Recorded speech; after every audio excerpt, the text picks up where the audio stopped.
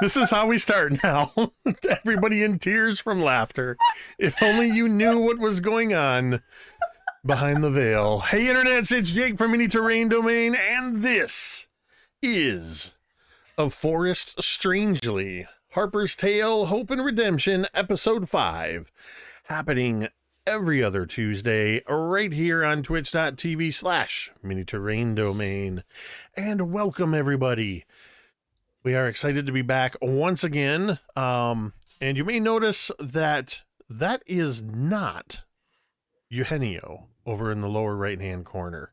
That is actually Dwight, the big bearded nerd. It still says Eugenio and Rodney. We're gonna reveal that character that Dwight is gonna be playing tonight in just a few moments. Dwight is joining us in place of Eugenio, who is celebrating his birthday today with his family. And many of us have already wished Eugenio a wonderful birthday on Twitter. But if you haven't done so, please do let Eugenio know that you are thinking of him and that wishes of a happy day. But nonetheless, we are going to carry on at his wish. That was his birthday wish to us, that we carry on with our game tonight. And so we will do that. So we're wearing crowns to honor him. The only reason Dwight and I are not wearing crowns is because we don't have them. If I had a tiara or a crown, I would wear it. Maybe I need to add some into my wish list on Amazon. Everyone needs a tiara. Everyone should have I will a tiara. inadvertently start a tiara collection as people start sending them in. I Kelly inadvertently will started come a after skull you. collection. Kelly will come after. Right? That's my fault. I have like 5 skulls now. I've contributed to about half of it. Yes, you have. Well, we are going to get started in just a moment with playing some Dungeons and Dragons. But first, a couple of quick announcements. First, if you look up above GoblinKatie's head, you will see some blue domain dice. Domain dice are a way that you, the viewer, can participate in our game. It's as simple as tipping $5, cheering 500 bits, subscribing, gift subscriptions, resubscribing, or if we get rated, all of those things will earn domain dice. And the way the domain dice work is it's a pool of dice that the players have at their disposal. They can re-roll any die roll. It doesn't have to be a D20. Any roll of the dice can be re-rolled and take the new number with the expenditure of 1 domain die. If they don't like something I rolled, it's going to cost them 2 domain dice to fix that. 3 domain dice will give access to hit dice outside of a rest. 4 domain dice will turn a failed death saving throw into a successful one. Unless it's a critical failure, it will cost them 8 domain dice to turn that into a success. And finally, 5 domain dice. We call that the Patron's Blessing. It is for 5 domain dice, you can turn a single hit into what's called a super crit. That is an automatic double max damage critical hit. But it does cost 5 domain dice. And speaking of domain dice, I actually owe 1 for the gifted tier 1 gift from Jordan, and also Hawkmere just gifted as well. Thank you, Jordan and Hawkmere, for those. So right now, these adventurers are sitting at 20 domain dice. And you can do that anytime throughout the game. Looking along the bottom edge, you'll see a handful of icons. Real quick, we are an official partner with Jasper's Game Day. We are very proud to be partnered with Jasper's Game Day. Very much behind the work that they continuously do to raise awareness, educate people, and ultimately to do striving for the elimination of suicide through tabletop gaming. If you check out Fenway, the Teen DM, who is the founder of Jasper's Game Day, she actually just made a pretty cool announcement today that they're teaming up with Beetle and Grimm, and they're going to be bringing some cool stuff in the near future through that partnership. Always doing some great stuff. Not to mention, or absolutely to mention, I don't want to say not to mention, that doesn't make any sense. Of course we're mentioning it.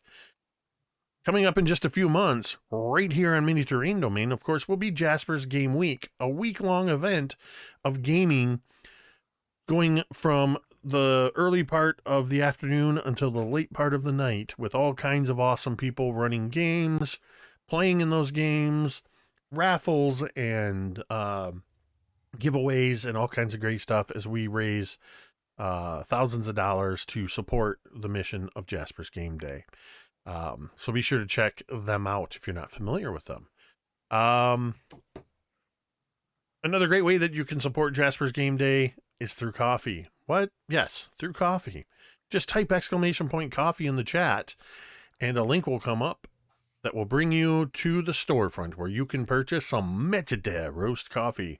That is a Mini Terrain Domain branded coffee that Dwight and I personally taste tested and selected to represent the brand in association with Initiative Coffee Company's Help Action. For every 12-ounce bag of that coffee that you purchase, $3 of that does go to benefit Jasper's Game Day. Be sure to check out our sponsor, Talon and Claw, makers of fine wooden gaming accessories. They make dice. They make dice vaults. I'm going to pick up one. Dice has a leather dice tray. I've got my whiskey barrel dice vault here. Katie's showing literally a splinter of her entire collection of these I have things. 37 of them. It's just You insane. have a problem is what you have. Remember that word I was saying a dictionary? Oh, no. I said problem. It's different. And part of the problem is they are there and not with me. So it sounds like you have the problem. Beautiful. But do you know, But you don't have enough. that's a great segue into how do you fix that problem. You head over to Talon and Claw's Etsy store. You find the wonderful accessories that you want to purchase. Then you use code MTDClaw to get 10% off your purchase. And I'm going to do that. that savings actually goes to benefit the channel as well. So be sure to check out Talon and Claw. You can type actually !MTD Claw in the chat, and that will bring up the link to their storefront. I came up with that code. Did you? Yeah, I did. You get a gold star. Trust me, I remember all the things that I do, Jake. I just remember all the things I take credit for. Right, which is all the things that I do. Exactly. Aren't there some mimic cages that need They're not cleaning? actually brothers, folks, but they sound like it. Yeah. So then, let's see. Of course, we want to give a shout out to D&D Beyond. Thank you to the wonderful folks at D&D Beyond who have given us insider access. I run all my D&D games using D&D Beyond, and in fact, you can mouse over the stream right now on Twitch, and you can see these characters that are being played tonight. What level are we again? You 5. should be level 5 every week or every 2 weeks when we play. I fix. Level. At the end of every session, the players do level up their characters. This is a 10-episode mini campaign as we are playing through the Harper's Tale book. Just an incredible book from Saturday Morning Scenarios. The story behind this is amazing. Look it up.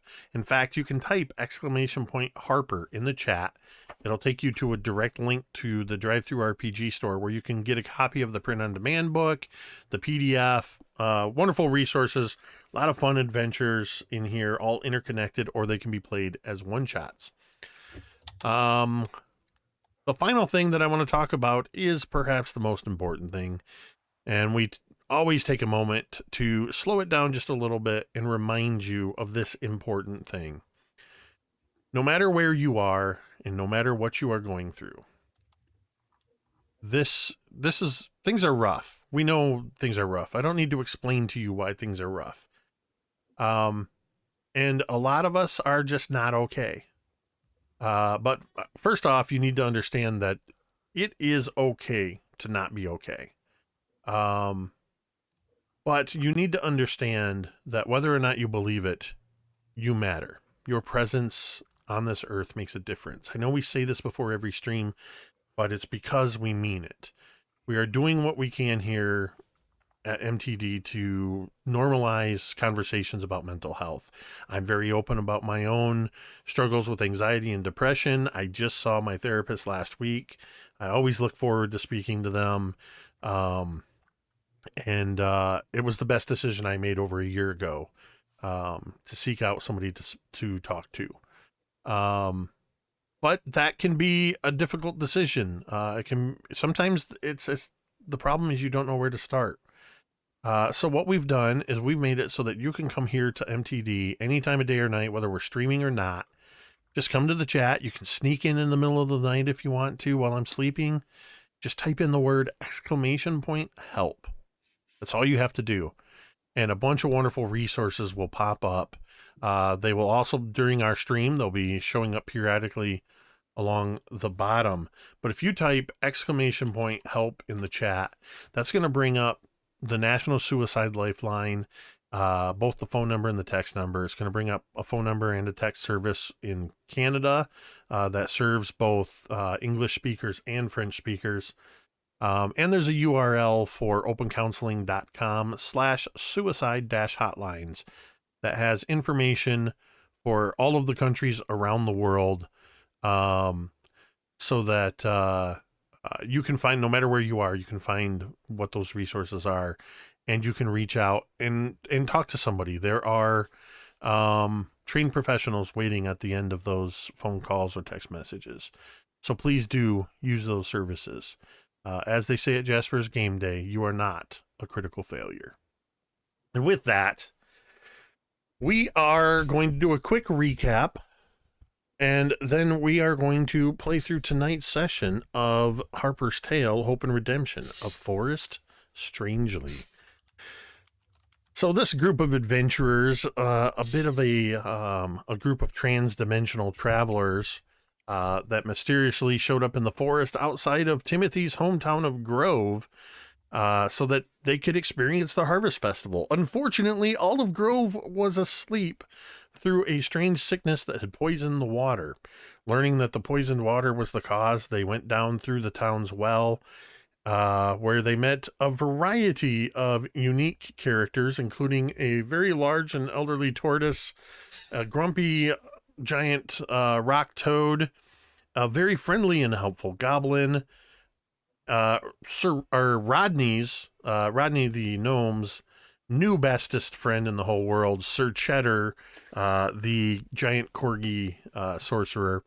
The two of them have become nigh inseparable, and they've learned that there's some mysterious figures that have been poisoning the water supply. They narrowly escaped a giant octopus, left the underground, and traveled toward, for some reason I was going to say Port Charles. I think that's isn't that like General Hospital or something like that? I think so. It was There was, I Prince's think, Harbor. We entered the Timothy Westfall universe. Yes. it was Prince's Harbor, a town celebrating a different sort of festival, larger than Grove, but everybody was also passed out, but apparently from some type of beverage, or they were acting belligerent. At one point, Theodora, Cain, slapped the mayor silly because, well, Like you do. was taking part in a street brawl. So things had to be set right.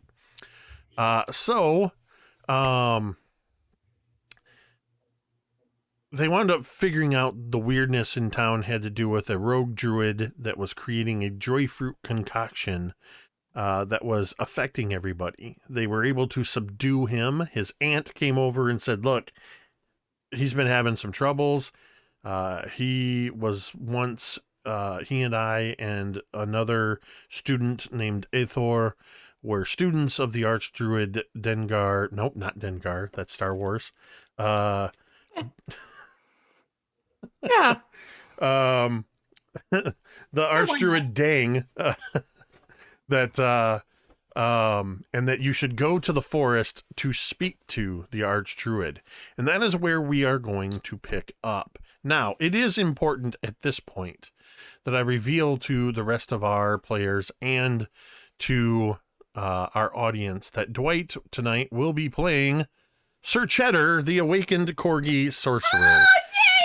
Eugenio already knew this. I messaged him separately and told him, and his exact response in 3, tweets in a row or messages in a row was, "Oh my God." Aw. Yep.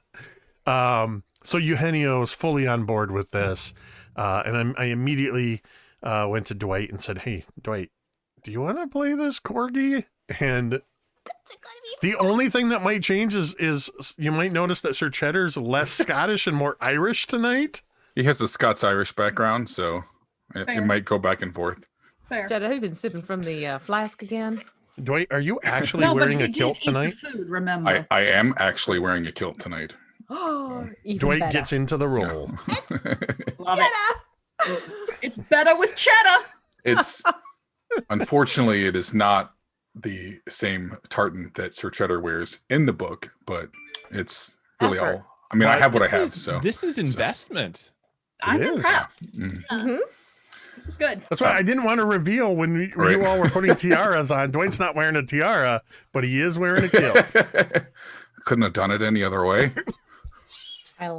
So, we pick up with these fine adventurers, BB, Teddy, Timothy, Rodney, and Sir Cheddar, as you have just entered the Neblina Forest.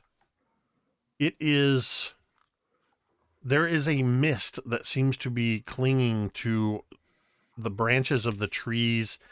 It rises up from the ground and swirls around, making it difficult for you to see much further. And it seems to pick up as soon as you enter into this forested area.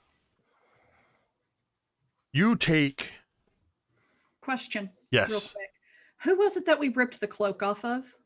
Oh, the verdant mantle thing. Yeah. That was the rogue druid whose name was Druid He sent us Gwyn. to this druid. Okay. Sorry, Yes. I was stuck. The mouse fell asleep in the wheel. Yep. His name was Druid Gwyn. You subdued him. His aunt, whose name Aunt Arya, Trinity Arya, is keeping him under house arrest back in Princess Harbor.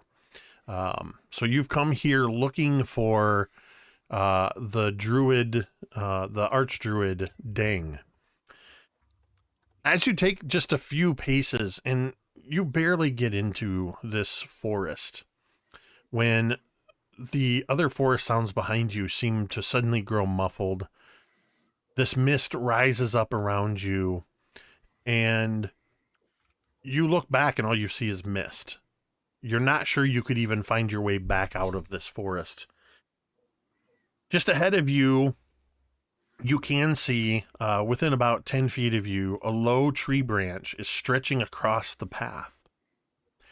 Quite obvious, and maybe emitting an instinctual low growl from Sir Cheddar. You see a very large cat reclining upon this tree branch. This cat is far larger than any house cat. And this cat is wearing a rather dapper-looking vest and jeweled necklace. It looks down at all of you as you enter into the forest, lifting its head just a little bit by way of taking notice of your arrival, and it peers down at you with golden eyes. It stretches.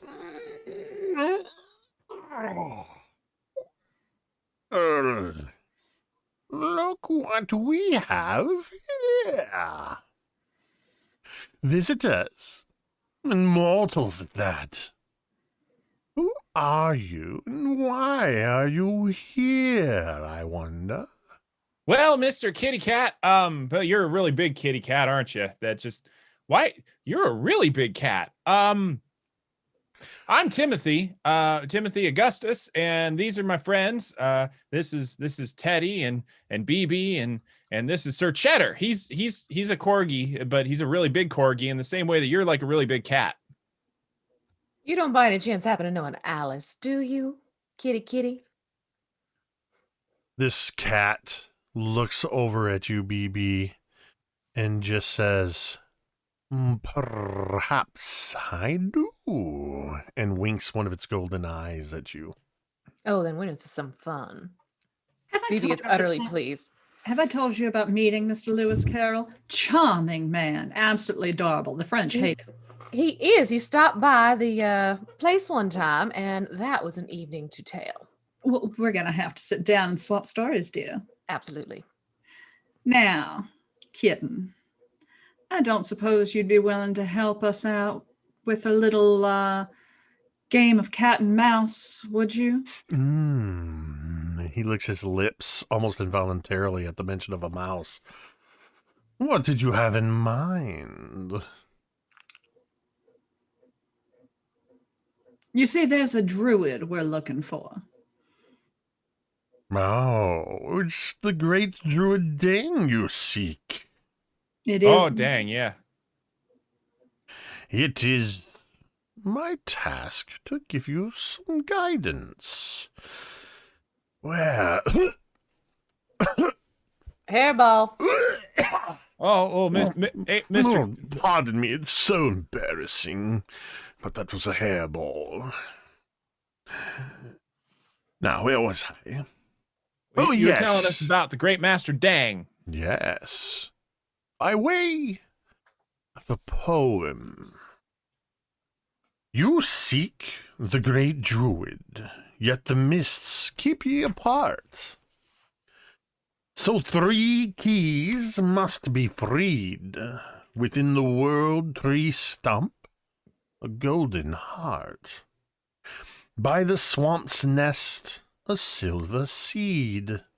And the last one I shall disclose, nestled in Finn's meadow, a copper rose. There, my lovelies, that's the whole thing. Find the keys and the path to Ding's tower will be yours. What was well- what was the first item? Did anyone catch that? A golden harp and a stump. Golden harp and a stump. Heart. Harp Ah, does not. Well, it doesn't rhyme with anything I said except a part. A harp and a part. That was the stump of the world tree, yeah? The world tree stump. Yes. World tree stump. That's what sounds happened big. to the tree? That is not my tale to tell. Hmm. How very feline of you. I approve. Is this going to be one of those things where really the keys were within us the whole time? Oh, dear God, I hope not. I assure you the keys are not within you. Good, because then I'll hack up a hairball.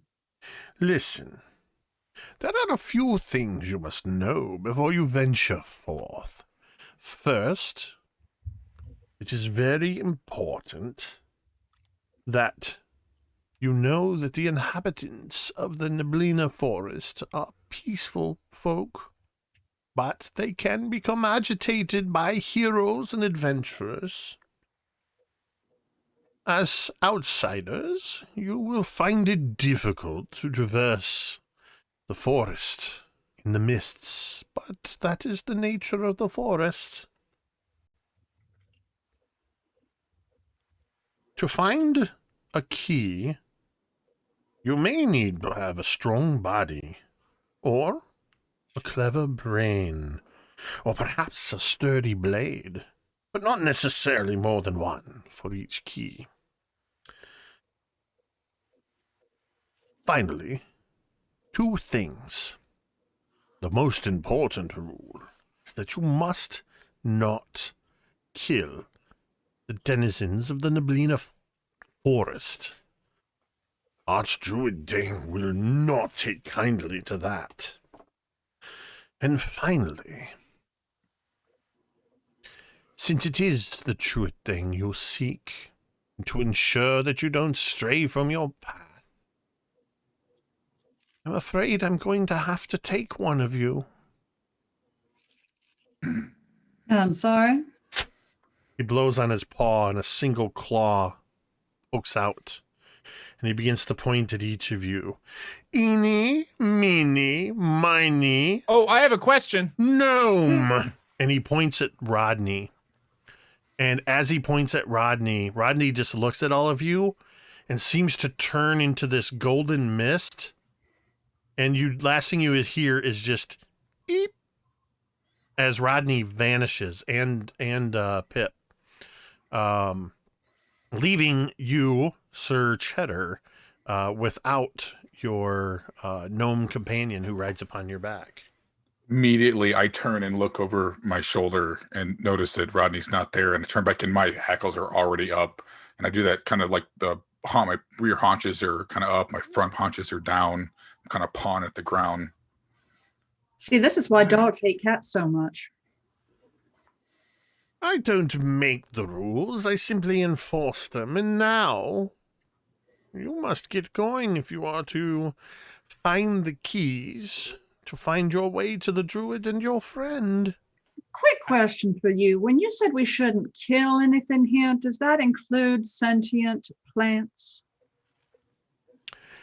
You'll have to do your best and make your best judgment. Toodaloo! And the last thing you see as he fades away seemingly into the mist are those golden eyes staring back at you. A last wink. Ding! And he's gone. I bet you anything he's the Cheshire's brother. Probably. I didn't like him. I did not like him either. Fair enough. I have Rodney's- more questions. Well, I think to find answers, we're going to have to find the keys. Do we know where the world tree is? Well, I know where a few are, but I don't know where they are here. Oh, let's see.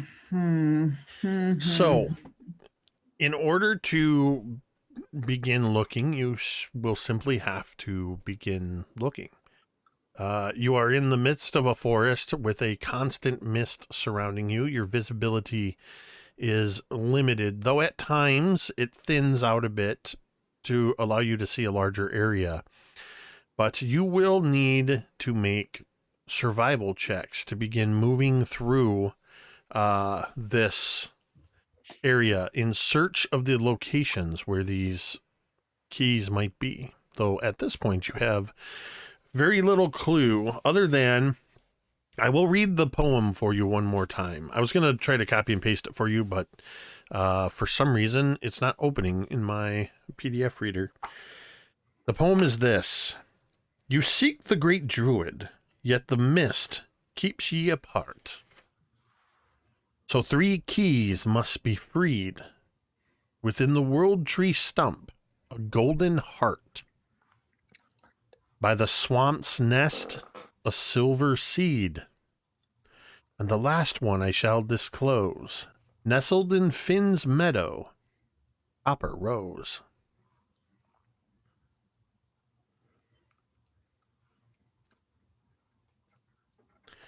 That's it. That's the tweet. Send. Got a dirty 20 for survival. Could BB also do a nature check in the forest? Because, kind of her jam. A Favorite misty terrain? forest. Yeah, you learn a lot of things living in the boggy forests of Louisiana. I will take your word for it. I try to avoid bogs. They're terrible for my hem. Well, you've learned that the hard way. Go ahead. Yeah, go ahead and make a nature check. Okay. That is going to be an 18. You know that this is not an ordinary forest. There's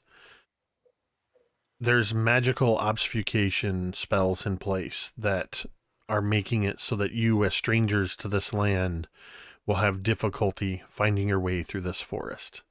You're going to have to be careful. You're going to have to stick together and do your best to find your way towards your goal and navigate through this bizarre place. Well, the good news is the forest is very well guarded. The bad news is they have the same tricks I do, only I don't have my usual strengths to help with the tricks. Oh. Yes. Sir Cheddar, you catch a scent lingering and mingling within this mist. You catch this. It's a mixture of honeysuckle and strangely sugar. You can smell on this in this same scent happiness and hope, but also a darkness at the edges. All of these scents that come to your nose tell you that there is hints of the Feywild stitched throughout this forest. And as at that, my ears perk up. My eyes kind of go wide. Oh, you know this? There's Fey in these woods. Mm-hmm. Thank you for noticing. That's why I said it's like my own trickery, only I don't have my usual tricks up my sleeve. Right. Well. So you made a very high navigation roll or survival roll. Mhm. I would like you to roll me 1d10. The 10? That's me a 7. All right.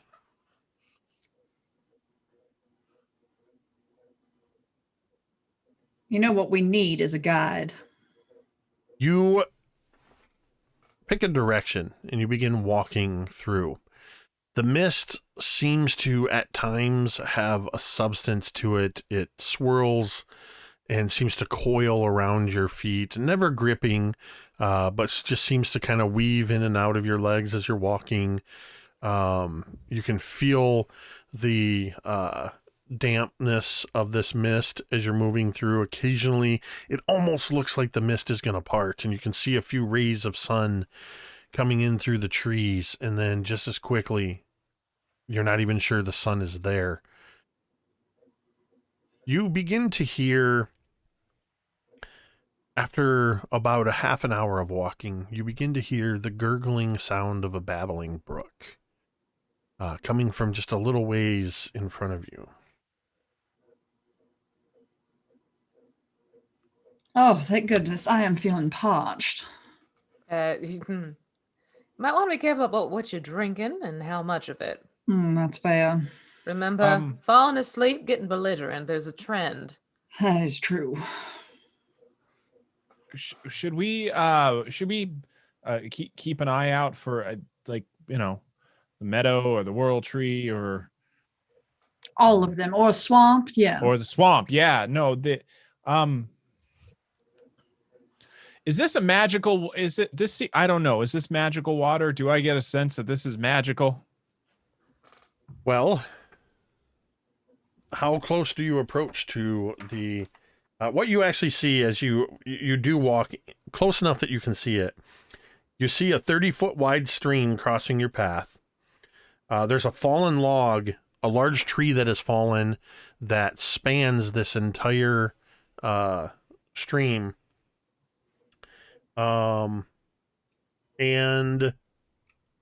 why don't you go ahead and make me a perception check and see what you can tell about this water. Okay. Hot diggity, 22. As you get a little bit closer, you see little motes of color below the surface of the water. And they seem to be sticking around near the shore and where this log is. As you get closer, they're not motes, they're fish, brightly colored fish. You get even closer and you see a very bright fish with this sort of iridescent pink scales. Bloop, pokes its head up out of the water, looks up at you, and spits a stream of water directly into your face. Giggles with the sound of a child's laughter, and bloop, disappears below the surface of the water. I like the fish better than the cat. Definitely. That was Well, it's rather disconcerting. adorable. That was rather adorable. Well, hey, other fishes, does this work? Hey, other fishes. Bloop, bloop, bloop, bloop, bloop. A about a half a dozen fish, a bright green, a blue, an orange, a red, a yellow. They all pop up. Hey there, fish buddies. Hello! Hey, I've got a question for you. What do you call a dinosaur that is sleeping? Lay down a saurus. A dinosaur!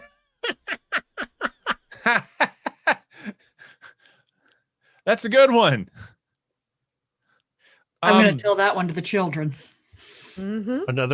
Another fish goes, Hey, what did the left eye say to the right eye? I can't see you. Between us, something smells.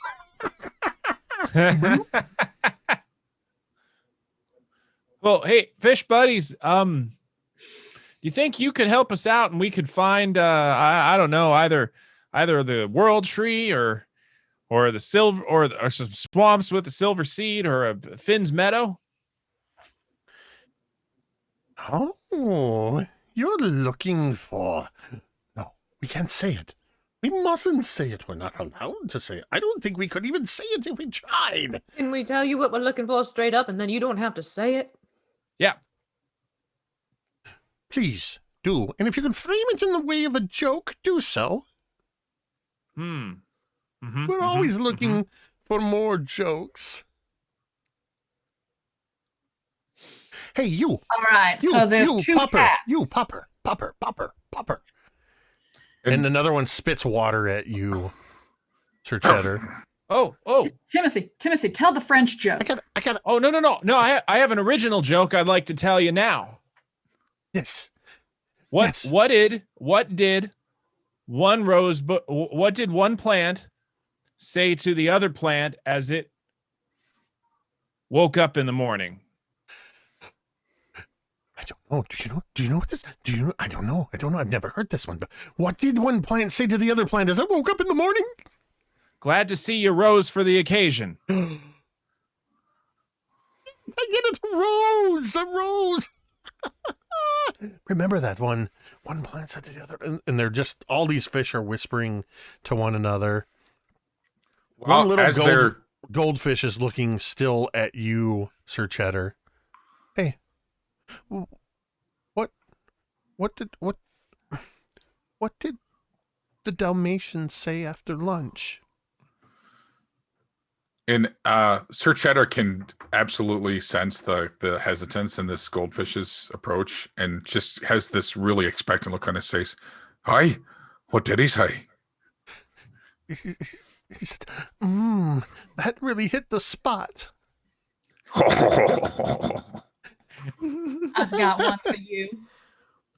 Knock, knock. Who's there? Cash. Cashew. No, thank you. I prefer pralines. Cashew. It's a nut joke. Oh, I've got a nut joke. Oh, but I better not say that No, one. not was that a one, little- dear. No, it's that one not goes a little appropriate. real fast. I know. At this point, several more fish have surfaced. These fish are all colors of the rainbow. And you begin to hear voices, sometimes in unison, sometimes spreading throughout this area. They're on both sides of the log. They're all around, as they begin to say, to continue on your journey, you must cross the log, cross the stream, walk the log. It won't be easy. Don't fall off. But on the other side, you'll be closer to your goal. Well, if I tell you another joke related to what we're seeking, will you tell us any tips for getting across safely? Perhaps. Tell the joke first. Well, it's another plant joke. Okay. What did the rose that saw a crime say to the police officer? Rose. I seed it.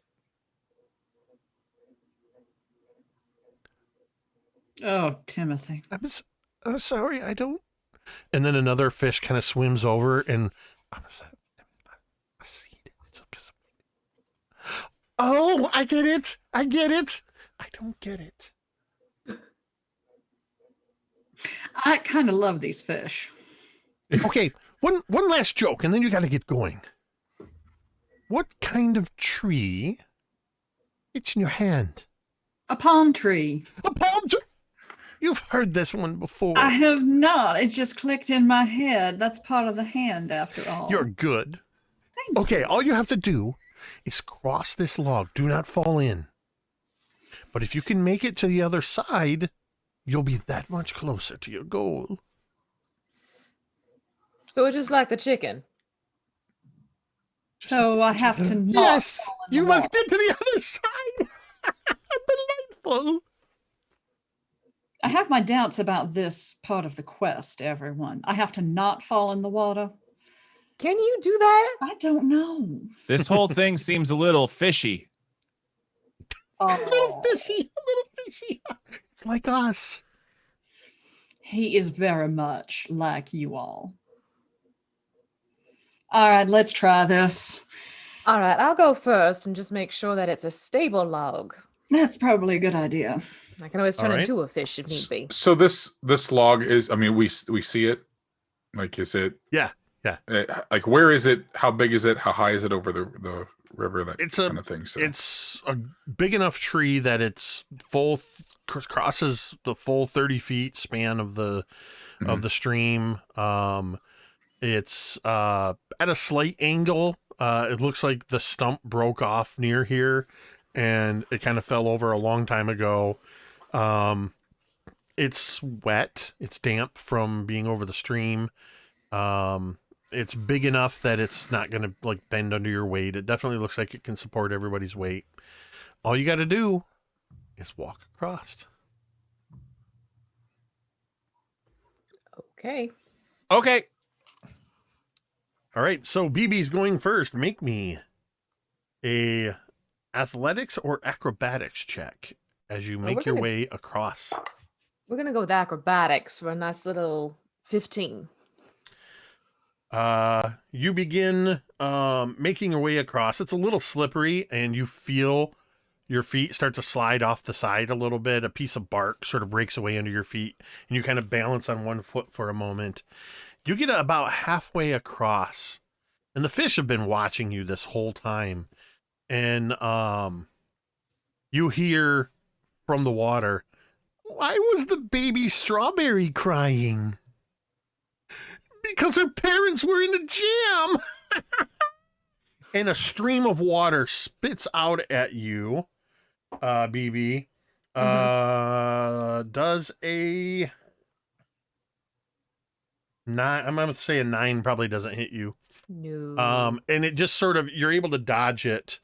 And sort of ducking under this, you're able to make it the rest of the way across, and you are successfully across the stream. Excellent. Next. I think Sir Cheddar, having seen BB get across relatively easily, would have hopped up and just starts kind of like trotting across, almost like prancing its way across the log.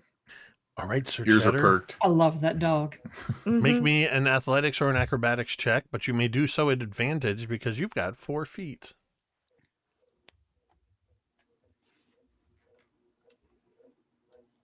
We're just gonna go with this. That's an 8 with advantage. Sir Cheddar Oh, hops Lord. up onto the log and immediately begins boop, boop, boop, boop, boop. And you see that big white corgi butt just doot, doot, doot, doot, doot, doot, receding away from you.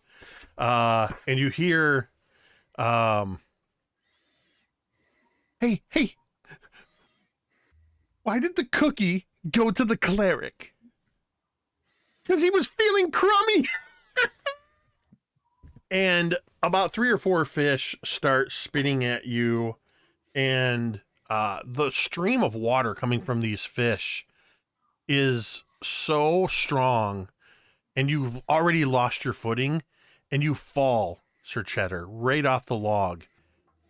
You I like to think he close like your eyes, anticipating striking the water. but you never do.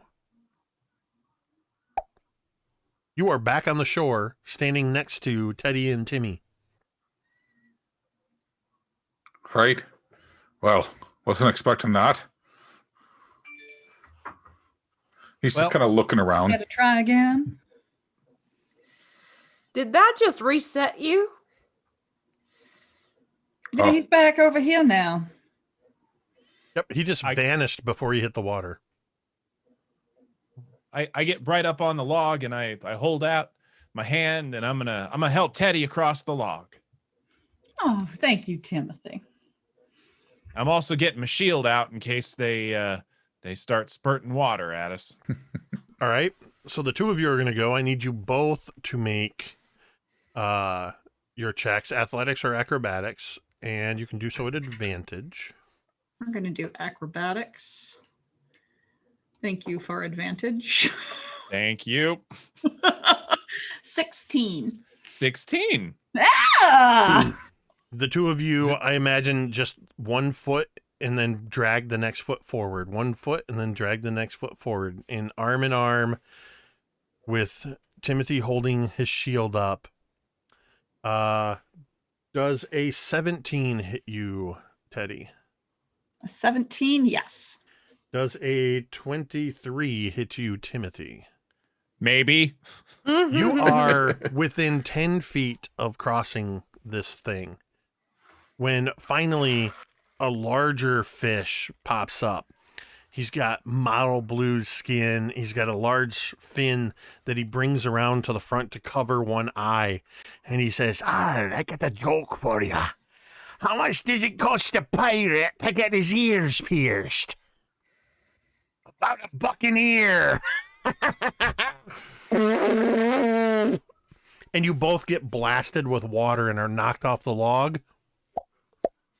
And you're standing next to Sir Cheddar on the far side of the river. Hey, fishy buddies, if I tell you a joke, would you not do that? It better be a good joke. All right.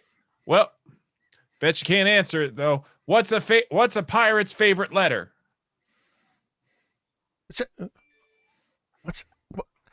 What's a letter? I don't know what a letter is. Like, you mean like you write? We don't have pens. I don't write. What's a pirate's favorite letter? C. I thought it was R. I did. It's a trick, you see, because if they said one, I'd say the other. So That's clever.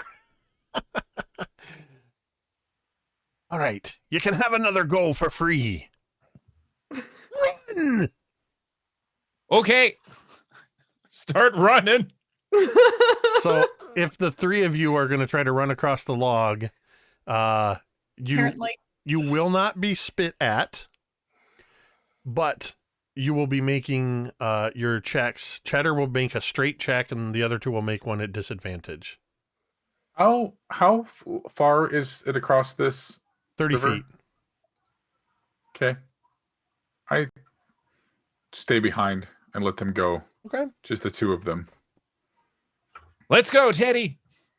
All right. At disadvantage, you say. Yes. Well, that's not good. Don't forget, you have, thanks to the audience, you have Oh, 20 I need domain to domain dice. dice. Oh, yes. Do No, they have- let's do it. Do they have disadvantage if I'm not on the log with them? It's because they're running, so yes. Oh, because they're running. Gotcha. Okay. I'm using a domain dice. Ditto. All right. Oh, that's better.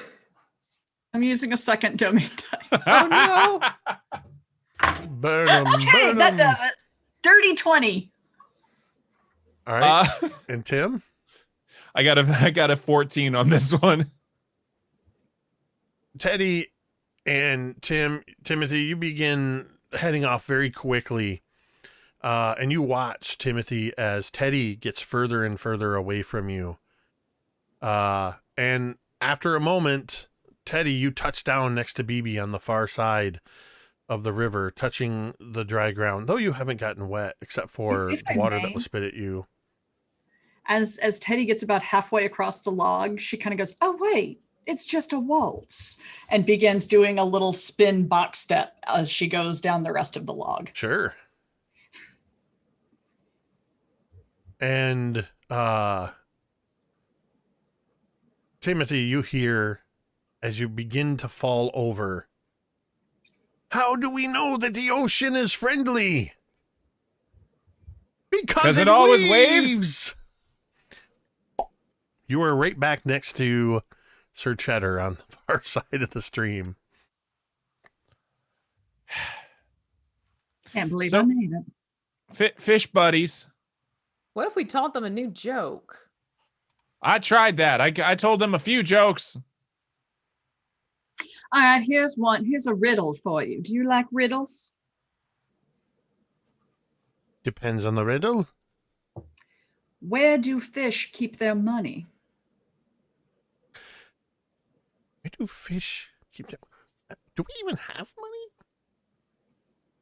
I don't know. I don't know. Tell us. Tell us. Let Only if them you get let one across. of them cross. Let one of them cross. That's a terrible punchline. No, you have to let No. one of them cross, and then I'll give you the answer. Oh, wait. Can she do that? I don't know. Can she... We've been telling a lot of the same jokes. We could do with some new ones. The Oh, I kid got a gave us new one. Couple. Make a persuasion check. I will. I love making persuasion checks. That's going to be a 26. Well, that beats my 11. Just do it. Do it. Do it. Yes. All right. Let's do it. It's just a joke. Okay. The shiny kid can go across. That's you, Timothy. Oh, okay. Well, okay. But as I'm going across, when I get to the other side, I say to all the little fish buddies, I'll tell you another joke if you let our furry friend come over. This is after you've made it across? Yeah. Okay. Hold on. You still owe us for the first joke. Well, we'll tell you too. I'll tell you the answer now. Fish keep their money in the riverbank. In the river. And almost in unison, all of these colored fish turn to look at the bank of the river. I get it. I get it. The riverbank. Ah! And you just hear this gurgling laughter.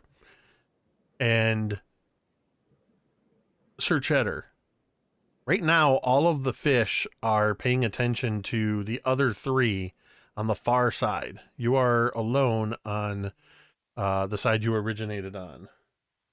I think then Sir Cheddar is going to jump up and just kind of like do that little like scratch at the thing with his front paws and then take off running across.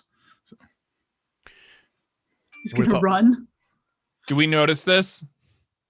You all can see it. I mean, yeah, there's no checks needed. I have I another got good another one. joke for you, fish buddies. Let's hear it. Okay, why is studying fish the grossest science? I have a feeling we might be. Are we supposed to be offended by this? I don't know. No. It's wordplay Okay. Why? because it's ick theology. Ugh. That's a good one. That's very good. Ichthyology is what we call the study of fish. Almost all of the fish are struggling to understand this joke, but you see Well, because a large, very large catfish just slowly rises to the surface. The coloration on his scales makes it look like he has a set of spectacles on his eyes. His whiskers are long and gray, and he just goes, ichthyology.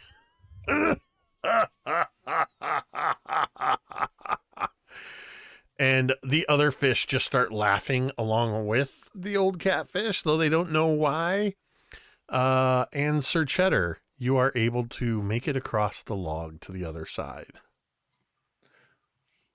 One of the fish, the very first one you ever saw when you arrived, the bright pink iridescent fish, rises to the surface And balancing on its tail is a golden coin that it flips with its tail. Right to you, BB. This golden coin will give you advantage on a roll of your choice. Ooh. Nice. So you can just call that an advantage coin. You could call it inspiration, whatever you want to, however you want to annotate it. But you have made it across. Once you are all across, the fish rapidly become disinterested. However, you can't help but notice as they begin swimming below the surface and darting in and out and shooting water back and forth at one another, they are repeating and memorizing the jokes that you all told them. Oh, they are precious. I think that Sir Cheddar would head over to the bank and reach into I assume he has some sort of pouch or satchel that he carries supplies in, and find some bread or crackers in there and throw some crumbs into the water for them. You see a shimmering rainbow of fish that rises to the surface, and the little interlinking rings on the surface as they are eagerly eating up whatever breadcrumbs you have put across there. He just has this kind of self-satisfied look on his face and kind of wags his tail a little bit and turns and trots off after the others. You continue along your way. Who would like to make a survival check? Are you going to continue to take point on that, BB? I mean, I have a 4 on it, so. I've only got a 3. I got a 4. Okay. So if you want to do it this time? Oh, and I got even better than last time. 23. Nice. All right. Roll me a D10. Okay. Kind of want to go back and tell those fish more jokes. I got more that I came still up think with. my joke was good. Now, granted, it's a little bit more bar friendly, but I still think it's a funny joke. Oh, It it makes you is stop and think. definitely a good joke. I just don't. Well, think hold on. I got one. Why are fish the shyest animal? Why? Because they're all coy. That is good. That is a good one. I rolled a 1. All right. You continue walking for about 45 minutes. It's been since right before you reached the babbling brook and the joke-telling fish that you saw rays of sunshine trying to break their way through. It's been gloomy. The mist has grown colder. You see the trees open up to along the path immediately to your left. The path continues going forward, but you see as the path opens up, the mist seems to break away just a little bit. And you can see that this short path leads to the crumbling remains of a ruined tower. This tower, half buried and covered with undergrowth, jagged edges of broken stone reaching up like broken fingers into the gray sky. You can make out some kind of large shadowy birds flying around near the top of it. As you see this, Timothy, the others come up behind you and you can all see this tower. It's only about 15 or 20 feet to what would be the entrance, though a large section of the upper walls have collapsed, completely covering this entrance. But you all hear the sound of somebody coming along the forest path behind you. You hear footsteps. As if you are all experiencing a waking dream, you see 2 teenagers. The mist seems to just form into them. One of the teenagers is a human lad, about 15. The other is clearly a dryad, a girl with bark-like skin. She has slightly, she has fey-like features. Her hair looks like it's tightly woven braids, but also like it's falling ivy. Her skirts move around her as if they're palm fronds woven together. The boy wears simple clothing that seems to be made from natural fabrics. You see them moving through the ruins. The boy, as they enter in through, it's almost as if you can see a cutaway view in this dreamlike state of the tower in its former glory, rising nearly twice as tall as it appears in its ruined state. The boy runs into a section of the tower and he pulls out a metal coffer from a hidden nook. And you hear, "Look what I found, Augustus." The dryad looks over at him and she looks nervously, almost as if looking right at all of you. I don't know, maybe we shouldn't, Hathor.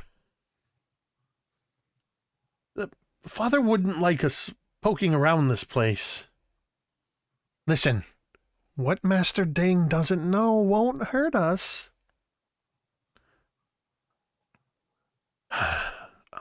Okay. And she crowds up shoulder to shoulder with the boy. They open up this coffer and you see a cloud of gray ash spits out of the coffer and coats them. And they look at each other. Their faces covered in this gray ash, their eyes blinking, and then they just start giggling. And the girl, Augustus, looks. She goes, "Look!" And Hathor reaches into the chest, and you see him lift his hand up. And gold coins are just spilling out of his hands. And the last sound you hear is the fading tinkling of the gold coins as the vision fades.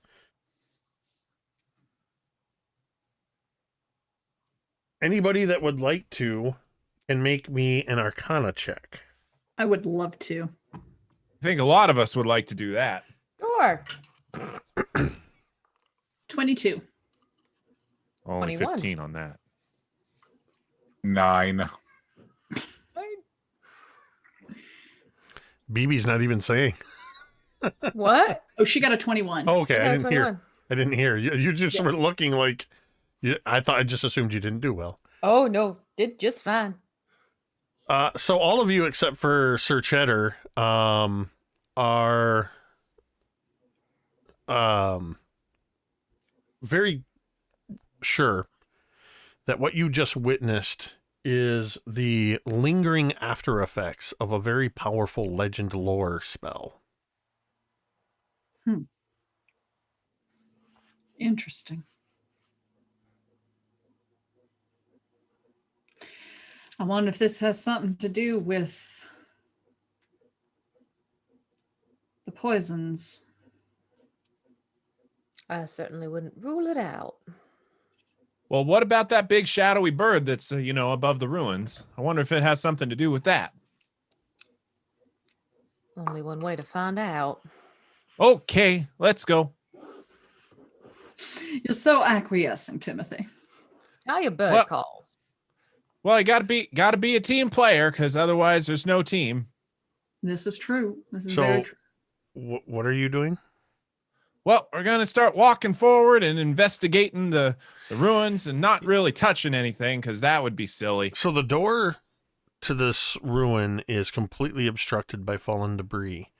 Huh. But there is a broken window, rather a window opening. The window's not broken, but the opening is broken. Pieces of masonry have fallen inward and make it relatively easy to climb up the rubble and climb inside the ruined tower. It's a little bit of a tight fit for Timothy and Sir Cheddar, mostly because Timothy's got all of this armor on. But you're able to do so. At some point, if Sir Cheddar goes in before anybody, you will see a moment where Sir Cheddar has a bit of a Winnie the Pooh moment trying to... Yeah, just a little wiggly corgi butt that kind of... Wiggly Oh, corgi silly butt. old dog. I'm doing It's a all right. corgi butt wiggle. I think he should Sure. go first so we all get the joy of the giant corgi butt stuck in the window. Oh, I try and help him out because that seems awkward. With a gentle push, you're able to get Sir Cheddar in through the window. You all make it inside, and perhaps to your chagrin, you find that it's as if you've stepped inside a topless grain silo. It's just a big cylinder. Dang, I knew I couldn't get that out and get it past. Because you said much to your chagrin and then followed it with topless. Right.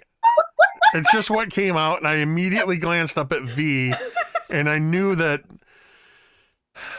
You can't Sorry. just throw them out there like that, man. V is my like 12-year-old humor barometer. Can't take him anywhere, y'all. But no, here's the thing. The problem is never has topless and disappointed ever been in my vocabulary. So those two concepts do not go together for I me. just took a drink. Somebody needs to clip that. So off brand for me. My whole worldview is shattered right now. I can't even. You guys, I'm describing a ruined tower. That's what some Sure. people call them. I mean, Sure you are. happens to every tower at some Mhm. point. Well, It's very common among towers. I warned you, Dwight. Oh, I'm aware. Okay. It's because I haven't played Cantrell in a month and a half. Okay, so you are inside. You can see clear through to the sky. There's not much in here. Whatever interior there was to this tower has long since rotted away. You can see a few bits and pieces of broken furniture, the remnants of some moldy old books. You're welcome to search the debris if you'd like to. Yeah, I think Sir Cheddar is absolutely just sniffing around, trying to stick his nose into places, see what he can find. Anybody that's investigating, go ahead and give me a investigation check. Sir Cheddar, since you specifically said you're sniffing around, go ahead and do so with advantage. 10. 13. 9. 11. Ow. Who had the 13? I did. Apropos. Sir Cheddar, as everybody's just kind of, at one point, I imagine somebody picking up a book that's just old and moldy and it kind of falls apart as you pick it up. Maybe what looks like it could be the remnants of a beautiful vase. But when you pick it up, all it is the unbroken collar of the vase. The rest of it is shattered. Sir Cheddar, you go over to one area where there's some debris piled up, and there's something there. You begin sniffing and pawing at it, and after a moment, you break free from the rubble a small chest. You can see that it has it's a small wooden chest with a silver lock and banding on it. So you see Sir Cheddar just kind of, again, he's got his he's clamped down on like one of the grips, and it's just pulling. His haunches are up, and is able to just pull this free. And then as soon as it comes through, he just kind of turns to the group, and he's got this kind of, prancing back and forth with this happy look on his face. I found something. Good boy. And Theodora will kind of lean down and scratch him behind the ear. That's my good boy. You can hear his hind leg starts to thump on the ground. She stretches here. All right, you guys now have what appears to be a small locked chest. Expect it to be trapped. Well, should we try and open it? I mean, sure. Oh, what if we drop it from the top of the tower? That'd probably open it. Maybe. Let's see if I have. No, I don't. I thought I took it, but I didn't. Were you looking for knock? No, I thought I took Invisible Servant. And They're handy. She's gonna make him open it. Is there Sir Cheddar will check for magic. Use detect magic to determine if there's anything magical about this box at all. Okay, you cast detect magic. I'm going to need you to roll a d20. It's a 7. Okay. Sir Cheddar is a wild sorcerer, so. Yeah. Isn't that for level 1 though? Detect magic's at will. Poor Will. Yeah. Oh, that's right. Sir Cheddar can do that at will. Mm-hmm. Oh, well, you still have to. Right. You still got to do it. Doesn't matter. No wild surge. There is glowing from inside this chest. Start to growl at it. Something the matter? There's Was that you, Dwight? That barked like a dog just now? No, I think that was at Dr. B's house. no. nope. It was probably was my Oscar. dog. It was your Yeah. dog. Oh, that was so I- cute. I actually Chloe doesn't sound like that. Oh, Yeah. okay. I have a rat dog, so yeah. Syllables. I have a dachshund, so yeah. Oh, us too. Mm-hmm. Yeah. Okay, so sorry. you've detected that there is magic inside the chest, Mm-hmm. and you're growling at it. Is anybody else doing anything with the chest? Oh, for heaven's sakes. And Theodora's going to lean over and open it. Oh, okay. I got my shield ready. Yeah, BB's got her healing at the ready when she sees Teddy start moving. Teddy, you reach down, you just grab the hasp, and you go to open it. Actually, she'll back up. And as you grab the hasp to open it, you feel a sharp pain in your hand as a 3-inch needle. That's what I thought. I need a Constitution saving throw. You take 1 piercing damage from that. Natty 20 on the con saving throw for a 22. So you are going to take. Wow, we got lucky there. 6 points of poison damage. And Got it. because you succeeded on your con save, you are not poisoned. You just get a little bit of the poison. It's doesn't seem to be as strong. Maybe it's been here for a while, but Okay. Can I open it now? you absolutely can. That was just mean. Teddy, you doing okay? Throws it open. I'm fine. Inside Well, is a piece of surprisingly intact black silk wrapped around something, and there is a piece of parchment that is rolled up and tied with a similar piece of black silk. Theodora will pick up the parchment and open it up to see what it is. As you look at it, you see that it is a spell scroll for Guiding Bolt. Oh. Now, the way I do spell scrolls in my games is anybody can read a spell scroll. It doesn't matter if it's of your class or anything. Unless you are not a magic user, then you have to make a DC 15 intelligence check. But you can still read it. But otherwise, if you are a spellcaster, you can read a spell scroll. Awesome. The other item, do you open that as well? Yes. Inside, you find that there is a silver. It almost looks like an amulet at first. There is a leather cord that's been attached to it, so it can be worn around the neck. But upon closer inspection, it appears to be a compass.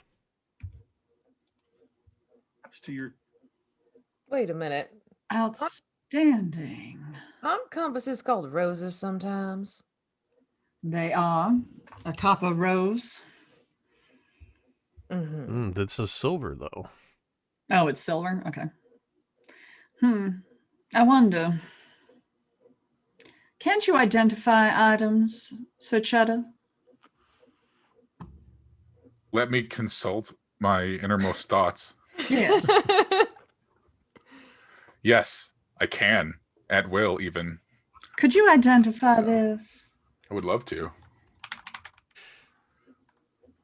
So Sir Cheddar's going to sniff around at it a little bit, and just kind of like paw at it and rub his nose against it. Tell me he licks it. And he licks it. Yeah. Yep. So, kind of like gnaws at it a little bit with the side of his mouth. After your very precise ritual of identification, you are able to identify this compass. It is a magical compass that is known as the Jack of Sparrows. And this compass will point at whatever it is that you are looking for. That is funny. And with that, we are going to take a break. We're going to take a 10-minute break. And we will be back for the conclusion of A Forest Strangely with special guest Dwight as Sir Cheddar, joining BB, Timothy, and Teddy. Thank you to everybody who has subscribed and offered gift subscriptions. We've had another one come in from Jordan and another one come in from RQ Staffin. We appreciate those, and those contribute to the domain dice. So as I see them, I turn those on. But please do stick around. Go out and tell your friends that they should get in here and experience all the joy of joking fish and punny magic items. We will see you in 10 minutes.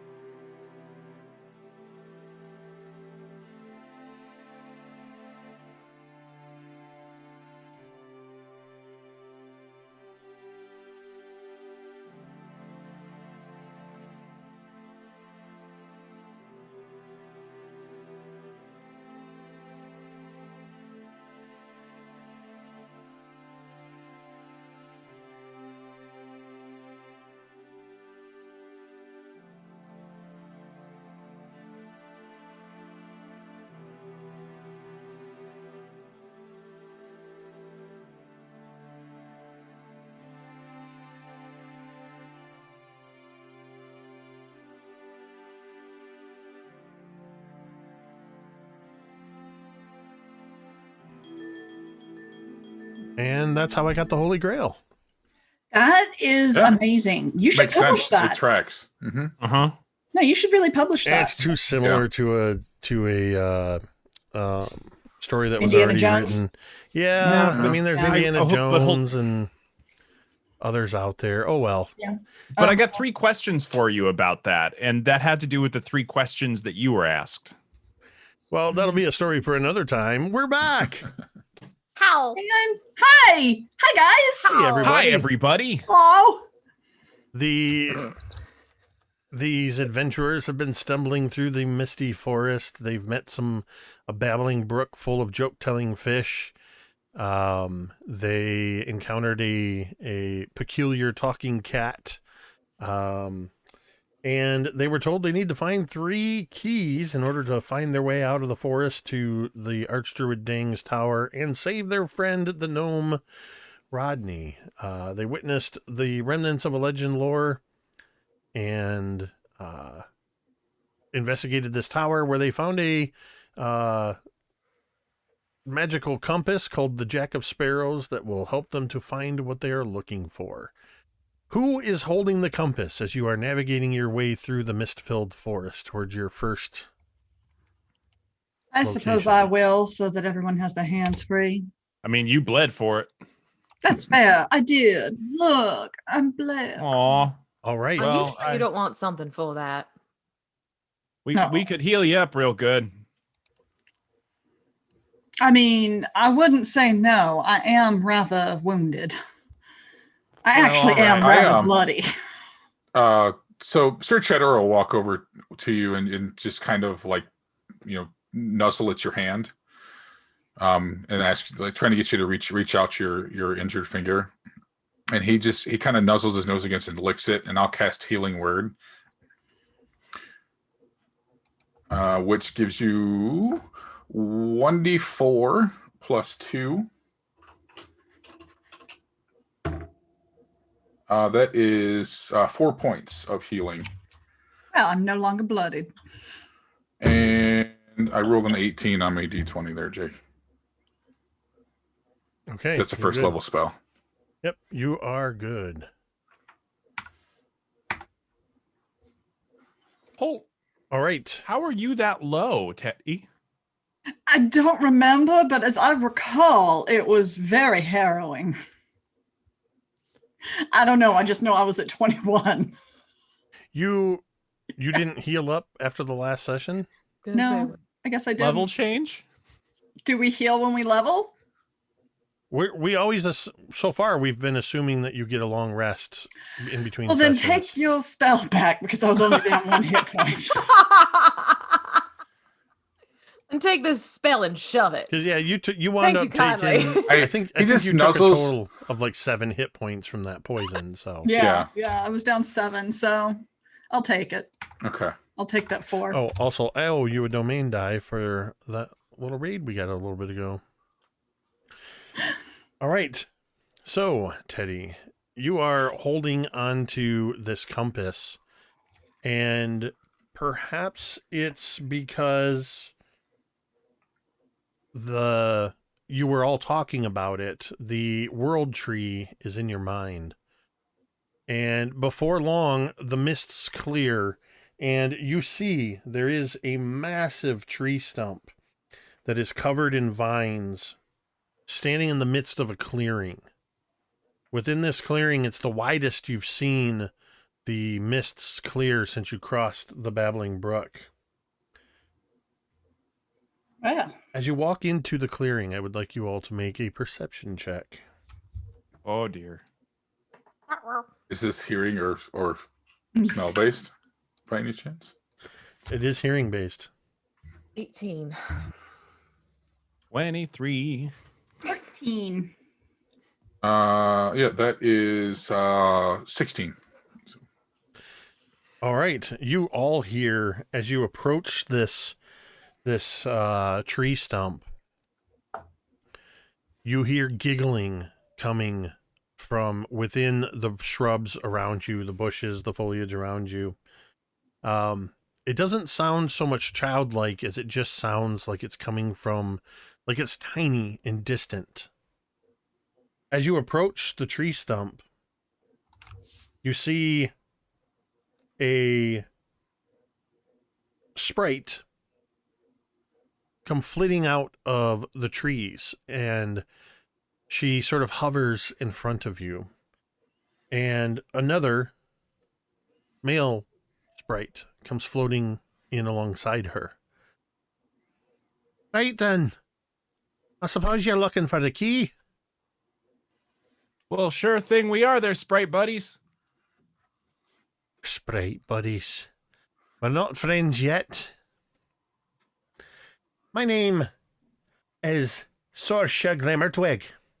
This here's Heinrich. Sorsha, Glamour Click, and Heinrich. Henrik. Henrik And Sorsha Glimmertwig.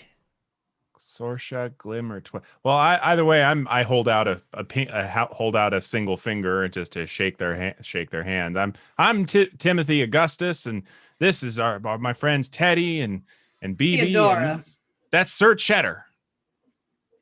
Right? Pleased to meet you. She gives a curt nod to each of you. You'll forgive me if I don't shake your finger there, Timothy. There's been some strange sicknesses going around these woods, and, well, you'll have to suffice with a head nod. Oh, okay. But she Very does prudent. give a bit of a bow to you, Sir Cheddar. Right. So you want the key, but we can't exactly just give it to you. So What what do we exact- need to do? Well, you are going to have to challenge, or rather defeat, myself and my companions in a series of challenges. Oh boy. Skill challenges, if you will. We must determine if you're worthy to hold the key. All right. What do we need to do?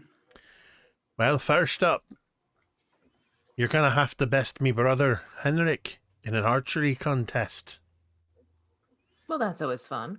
That is not my forte. With arrows? Usually for archery. Well, that's what archery is, boy. Oh. Well, we'll give it a shot. Right, give it a shot. They've clearly been by the fish. There you go, Henrik. Without saying a word, Henrik pulls a bow from his back, and then he turns, and I wish I could whistle. I can't. He gives a loud tweet. He gives a loud whistle, at which when he does this, a dog comes bounding into view.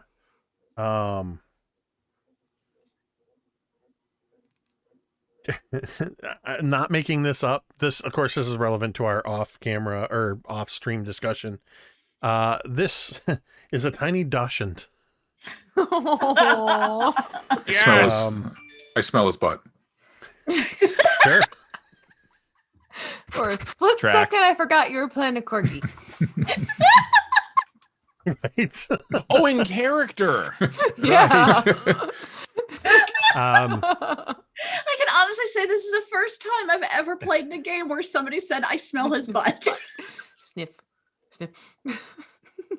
The dachshund, through the canine ritual of butt sniffery, Just like circling each other as we, yeah. Mhm. you learn that the tiny dachshund's name is Kona, and she is the companion to Henrik. She carries on her back a tiny quiver of arrows as she runs up alongside Henrik, who draws an arrow. He looks at you and points up to a tree where you see apples up in the tree. Sorsha says, first one to shoot an apple out of the tree wins. So the first one to shoot an apple out of the tree. Hey. Did they say it had to be with a bow and arrow? They did not, and we're Let working me- on that. I cast Guiding Bolt. Or you can. As you... So you just cast Guiding Bolt at I the just tree. point that those apples, first one to shoot it, boom. Sorsha goes, I did it. I'm not even going to make you roll because you're aiming a guiding bolt at a tree. The whole tree just becomes illuminated with radiant light. You hear of a bunch of apples falling out of the tree, glowing. Kona the Dashan goes nuts, takes off bounding towards the tree, arrows bouncing out of the quiver as she goes running and starts nipping at apples that have landed on the tree. She's just seems to be in pure heaven, bounding from apple to apple. Heinrich looks over at you, Timothy, and looks over at Sorsha. And Sorsha just looks at him and says, technically, we hadn't yet clarified that it was supposed to be with bow and arrows. So technically, he's not wrong. That's one for you. But I've got me eye on you. What are the others? The next is a contest where you'll need to be fleet of foot and show us that you've got a bit of the moves. It's a dance contest. And a very... Teddy, you know how to dance, right? I know how to dance, but I am not fleet of foot. Oh, You look over and you watch as several pixies pull aside the shrubbery on one side of the path of the clearing, and a very tall for a pixie comes out in resplendent, in multicolored wings and feathers of birds, holding these little fans of made of colorful bird feathers, and steps out almost sashaying, their wings draped behind them as they step forward, and they bring the fans down, revealing their face, and they just smile at you and bow. Who will challenge Refulgence? well, hell, I own a dance hall. Oh, then you By all think this'll means, be dear. easy? Theoretically. Oh, could we have a sidebar with my colleagues here for a moment? I What's suppose going on? that's not against the rules. Well, thanks so much. You know, I got a sneaking suspicion, gang, that if BB and you and Mr. Sir Cheddar were to do this together, then the fact that Mr. Sir Cheddar has 2 extra feet, you could do something a lot more fancy. Are we all allowed to go? Is it just one person, though? Well, it looks like it's a couple thing. There are 2 of them. Right. Well, I've not been one for dancing, but I'll give it a go. I mean, the other option is I could cast hold person on the 2 of them. Well, no, let's not attack them. If we could make friends with them it's and they not could help us, attack.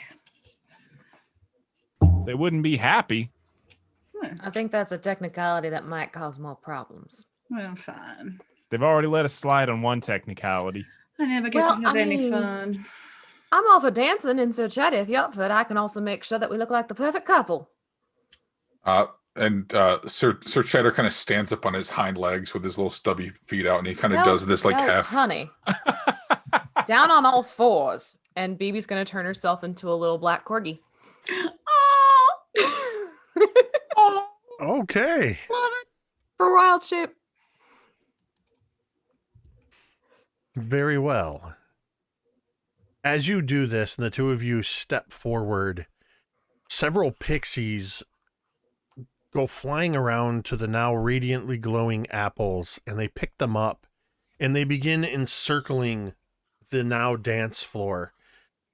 holding these apples like spotlights that are illuminating this this pixie named Refulgence and the two corgis, the light-furred and the dark-furred corgi, as you begin dancing. And the fairies are flying around all of you in circles as this dance is about to get underway. And I need you to roll me performance if you are skilled in it. If not, you can roll straight charisma. Oh, I should have done this one. Oh, geez, right? Okie dokie. Hey, that's actually not bad at all. It's an 18. Nice.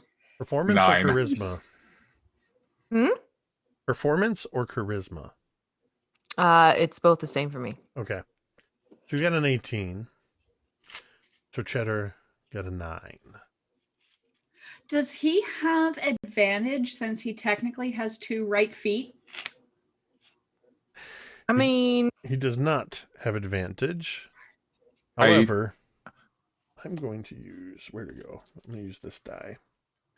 As we see how Refulgence dances, as several of the pixies have pulled out pan flutes and stringed instruments, and a tune is struck up, and this whole area is just radiantly glowing apples as spotlights and disco lights, and they're revolving around as the dance commences.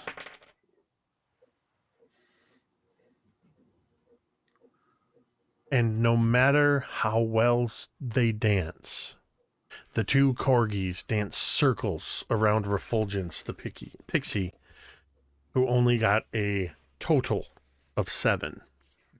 Ooh! Refulgence, unbeknownst to all of you, Refulgence had been indulging in fermented elderberries backstage. And it's a common indulgence among the pixies, but Refulgence wasn't expecting to be dancing off so soon. Despite that, they are an incredible dancer, but no match whatsoever. And it is clear how the dance is going when the fairies or the pixies begin directing all of the apple lights at the two corgis. And after several moments, the music stops, and there's just two corgis sitting there, very tired and tipsy-looking Refulgence, the feathers in disarray, but they have a smile upon their face, and two corgis sitting there. As you have successfully won a second challenge. Saoirse steps forward to all of you. Interesting. You are doing quite well at this. For the last challenge, you can all work together on this one if you need to.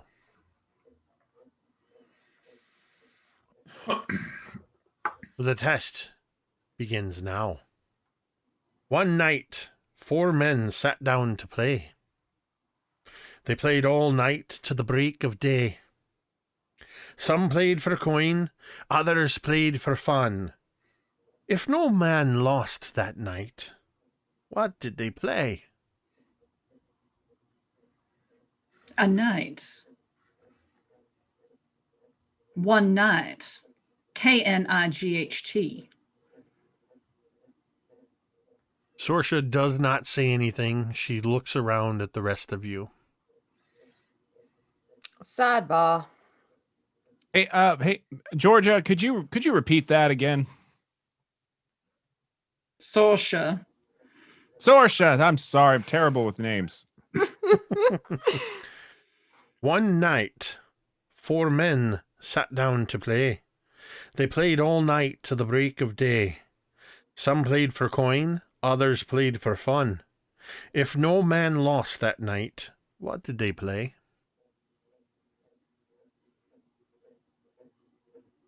Instruments. They played instruments. Oh, Think they about it. played instruments. Yes. She's right. Mhm. Right? Very clever. And that's your final answer now. It is. She looks around her at all of the other pixies. And a massive cheering erupts from the pixies. They begin playing music again. The pixies carrying the apples that are still illuminated begin to carry them over to the stump of the world tree, where Sorsha flies over to. As they begin circling the world tree stump, Sorsha points at it, and the center of the stump opens up. A radiant light, golden light, shoots up into the sky, and a golden acorn hovers in. She takes it and brings it over to you. The first key, yours. Well, thank you. Well, thanks there, Sprite pals. Sir Cheddar quickly goes around and picks up the arrows that the dachshund had spilled all over in his mouth and just trots them over to her and then kind of just drops them down in front of her. My lady. And then turns and heads back to the group. So, BB, why don't you take the token? All right. And let's continue on. And Theodora will take out the compass and hold it, and she's going to think of the silver seed in the swamp. You begin walking through the Neblina forest, continuing through the swirling mists and fog. Very quickly, the sound of the pixie celebration fades and is gone behind you. You walk for the better part of an hour, and you notice the ground begin to squelch beneath your feet. The air goes from this cool sensation to much warmer and more humid. The dampness gets in your clothes, gets in your fur. Your clothes begin sticking to you. You can't help but feel the increase in humidity. And before long, you find yourself along the edge of a large swamp. You see some figures huddled at the edge of the swamp. Diminutive, hunched figures. And you, at this distance, at first, you can't quite tell who they are, but you see much wringing of hands, and you can hear distant, slightly high-pitched wailing and distress and moaning. Oh, the last time I ran into a woman keening on a dark road, it did not end well for me. Can't think of a lot of stories where this sort of imagery is a good thing. No, there's really not many at all. Excuse me. The figures suddenly turn, and that's when you can see their scaly reptilian faces, their elongated snouts of the kobolds that are, some of them crouched down with their hands and feet in the muck as they are wringing their hands and moaning, and they look at you, and all of them turn to look at one of the others, an older looking kobold who approaches you. I'm to help, yes? Perhaps. What are you doing? Live here, we do. In Pantano Swamp. Good food. Grubs. Fish. But much fear now. Much fear. Oh, dread lizard. A sacred nesting ground. And he points at a small island in the swamp. Eggs. Our eggs are in danger. All of our eggs are nestlings. Dread lizard takes it over. Even swallowed silver egg. Help you will, please. We Please. would love to. But first, we need to ask you if you're aware of something that would make that dread lizard get sick.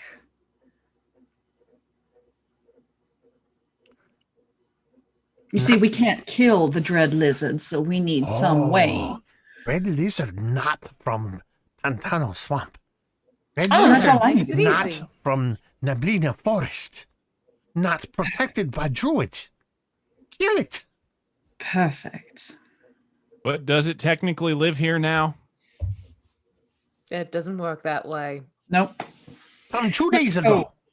Not live here. Still an and eat our outsider. young. Timothy, do not ruin this for me. Well, but maybe we can get it to go away without killing it. Sure. Maybe. Let's see what happens. Yes. My mom used to say that to me, and it was always a no. I think I'm Fascinating. gonna like meeting your mother. Come, Let's head over and Come. take care of this. show you. Easy way to island. To Outstanding. sacred nest ground. Come. And the kobold begins to lead you around the edge of the swamp to an area where there are some tall reeds, and the swamp grasses and low foliage form a sort of a covering, and mosses form a sort of covering over the muck here. And you can see several kobold feet leading here. This is how they typically get to this island without having to traipse through the thick muck of the swamp. Carefully, he leads you partially across and then stops and just looks at you with a single scaled finger. And if you're going to try to sneak across, I need stealth checks from everyone. We've Okay. got 2 people in plate, don't we? I'm heavily armored with 2 left feet. Let's see. Stealth. It's a 21 for BB. Maybe let us go One- first. Yeah, dirty 20. Dirty 20. Timothy? Oh, crud. Well, oh. Timothy, maybe let us go first and then come across. That was the plan, I thought. Because I roll at disadvantage for stealth. Yes. So we're gonna go across and check it out first. I'll just be here. I'll just be right here, and If I'll be you hear offering us some. start fighting, come running. Okay. Well, I'll be right here, just kind of holding down the land bridge. Outstanding. And we'll creep. All right. As we're creeping over, I'm gonna cast Speak with Animals, so I can try and understand if this thing is speaking, or if I can understand if I can hear it or anything while we're approaching. And oh crap!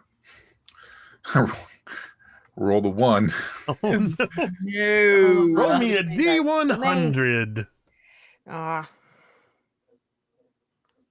I love wild magic sorcerers. I do too. They're so much fun. 63. All right. Someday I'm going to get to play one. 63. As the 3 of you begin moving forward, the mist seems to get even thicker around you. As Sir Cheddar, you inadvertently also cast fog clouds centered on yourself. You all now are heavily obscured and will have advantage on, or rather anything attempting to detect you will have disadvantage. And I'll give you advantage on your stealth checks as you move through this. Do I see them now? Well, do I now not see them? Oh, they disappear very quickly. It's as if they kick up a fog out of the reeds. Oh, I take advantage of that. You still make noise. I'm gonna try and sneak now. All right. So as you move into this thick fog, I will give you a straight roll on your stealth check. Oh god. Oh my god. what did you In not 20? it? It's a dirty 20. Yes! We are sneaky. The springiness of the moss on the muck seems to act as a shock absorber. As you move through, your own party doesn't even hear you approach. as suddenly you see Teddy. Oh, hey there, Teddy.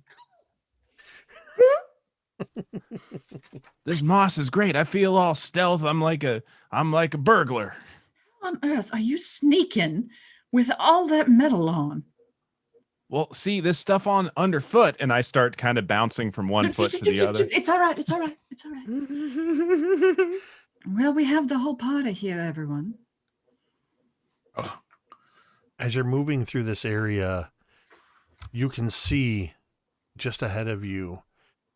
This area, this whole thing is about 40 feet by 60 feet. And you can see where there are dozens and dozens of scaly kobold eggs.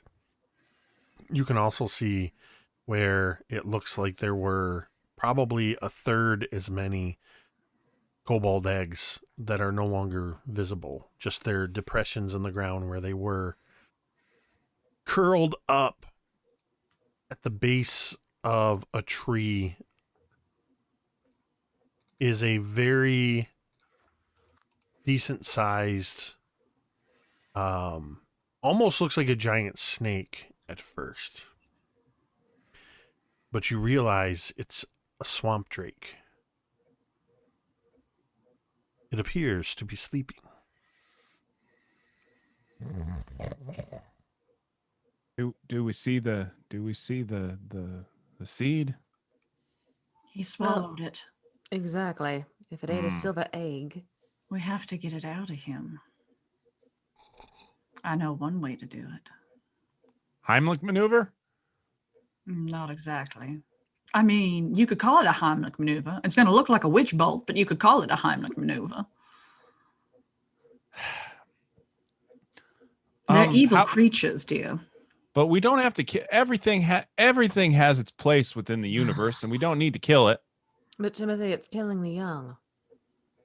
Well, what if we just scare it off real good? Timothy, it's killing the young. It's killing the children. What if we break its knee? Timothy. I appreciate that you're escalating, but dear, you're going to have to escalate a lot more. There are some blights in the world you have to do away with death. right. I'm not one for killing, but I think this is a situation that might call for it. I was really hoping we didn't have to come to that. Everybody make me a perception check.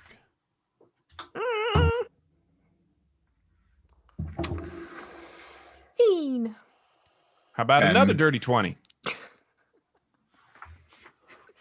Anybody get a 15 or higher?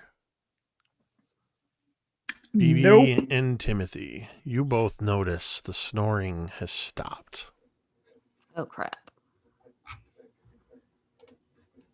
I can't see you,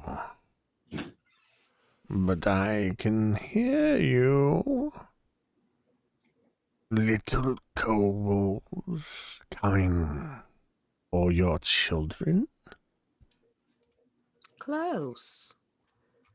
I really hate this thing. You know, if you don't stop doing that, we're gonna have to defend them. And you know, so far we haven't had to kill anything, but we might have to start now. I haven't killed either. Are you eating their eggs? I've indulged in a few. Well, so if you don't leave and don't stop doing that, we're gonna have to defend them. And right now, I'm sorry to say, I'm all that stands between you and my friends, and they're not happy. Why should I leave such a cozy and comfortable place where the locals provide me with food? Listen, I'm just I cast Witch I'm gonna Bolt. warn you one more time. I cast Witch Bolt and say, "This is why." All right, I with tried that, to warn you. we're gonna roll for initiative. Okay. Can I get a surprise round from that? Let's see. I will roll this with disadvantage. And yep. Sweet. That was a single digit. So yes, you will be able to get your witch bolt off in the first part of the round there. Awesome. BB, Mm-hmm. what you got? 19. And Teddy 16. and Timothy. You know how I've been getting all these 20s? Not They're this gone now. time. Well, dice gods balanced me out. Oh no. Technically, it's a 2 with my +1. Ouch. Ouch. And Ouch. Sir Cheddar. That would be a 17. All right, and then And Stella. Come on. this is going to be Oh my god, I'll be right back. I'm sorry. Natural 1. Natural 1. 7. All right, BB, you're first, followed by Sir Cheddar, followed by Theodora, followed by the Swamp Drake, if it survives that long, followed by Timothy. Told him. But Theodora, you get your witch bolt off first. All right. I love the sound of those words. That's going to be a 27 to hit. That is absolutely going to hit as your lightning arcs out from your fingers through the mist and fog. He's going to take 15 points of damage. All right. And the lightning is this sort of purple and white staticky charge. That's not fair. I know, isn't it great? BB, you are up. She sees Theodora doing her thing, and she just starts swirling her air around some of the fog. And as it's swirling, it creates almost this funnel that goes up into the sky. And you see the tip of the funnel leave her finger, and it turns into this swirling storm cloud above. And you see this flashing lightning jumping between of green bolts. And then BB will just kind of grin like, "You think that one hurt? Try this one, honey." And she's going to call lightning down upon the swamp drake. All right, is that That's a dex save. dex save? That is a dirty 20. How much you roll that again? 2 domain dice, and I will re-roll that. Reroll it. Our audience has been Re-roll. very generous. They have. Let them see them put to use. That is now a 13. Oh, lovely. That means you're going to be getting 3d10. Oh of dear. some, yes.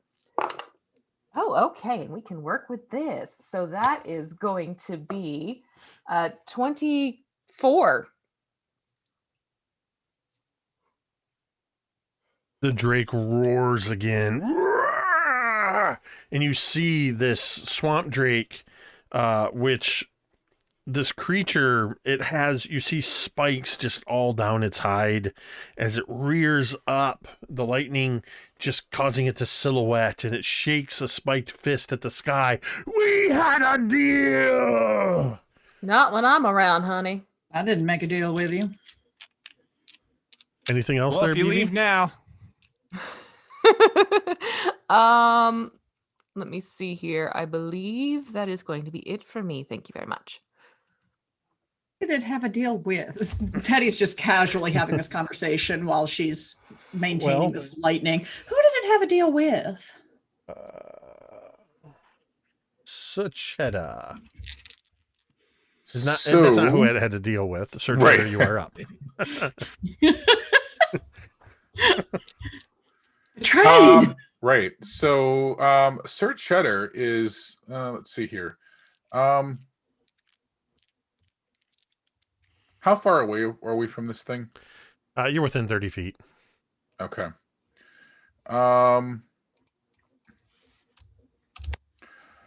I think Sir Cheddar is going to he's going to cast mage armor on himself. It's not a whole lot he can do at this point, so I'm going to just cast a mage armor on myself and take I a few will steps allow back. you. so- I will make the assumption, because Mage Armor is an 8-hour spell. We will make the assumption that you already had Mage Armor cast on yourself. Okay. All right. So then I will cast darkness on the space around this drake? You just hear from the drake, my old friend. Well, that doesn't sound good. Sounds like a good song, though. I also need is that one of your That's it doesn't a matter. 6. Okay. I was gonna say it doesn't matter. I'm making you roll every time you do something magical. Just because it's you, Dwight. Yep. That tracks. I feel the That love. tracks. So darkness is now surrounding him. And it is Teddy's turn. I am continuing that witch bolt, so he can take another. What? Hang on, mathing. Oh wait, no, it's right there. Derp. 29. Wait, he's taking 29? Oh, you guys are level 5 now. Yep. Let's see. So 29 is wow. I mean, it seems like he made a deal with someone. We should probably find out who that is, don't you think? Hey there, Drake pal. You probably don't want to do this anymore. I warned you. It is the Swamp Drake's turn. And I'm going to do something because you have all in the space of a few seconds have dealt 70 points of damage to this thing. In less than 6 seconds. Don't piss off the Southern Belles. Yes. So I rolled a wisdom check. Red is nature's danger color. Everybody? With a +2 to wisdom. The Swamp Drake has a total of 5.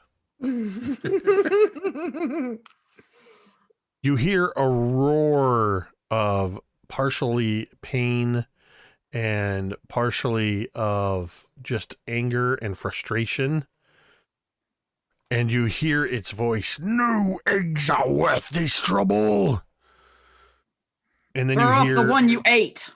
you hear a splashing sound as the drake is going to use all of its movement to it's going to basically dash. You hear it splash into the swamp, and then you hear a gurgling sound as it and burrows down beneath the swamp, vanishing from sight. You are out of combat. Swamp Drake has left. Can I see like the ripples of their leaving? Technically, my spell is still attached to him. What's the range on it? 30 feet. He used his dash, so he would be over okay. 50 feet away. Okay. But do we see the seed, the silver seed? You can all give me an investigation check looking around this nesting ground of the kobolds. Because if you don't see it, I'm shooting him. Oh god, I did not want to roll high on that. Dirty 20. You didn't 16. want to roll high on the investigation? No, Teddy's like kicking at the scat on the ground. You know that scene in Jurassic Park when Yeah. Malcolm comes around and he goes, "That is a big pile of shit." Yes. Well, it is indeed. And you do see, Teddy, in that pile, peeking out from it, you see a glimmer of silver. I did not want to find this, but someone else has to pick it up. Are there still ripples going through the water? You see a last few gurgles of water from where it burrowed under. BB's gonna shoot the lightning down into the water. Hey! Okay, you attack the water. Yeah, just to kind of zap it as one last calling card of, stay the hell away. Sure. I approve. Well, it needs to get a message. Nothing responds. Not expecting to. It was more the, last bit of. I think it was perfectly reasonable. No, Well, just not all awesome. right.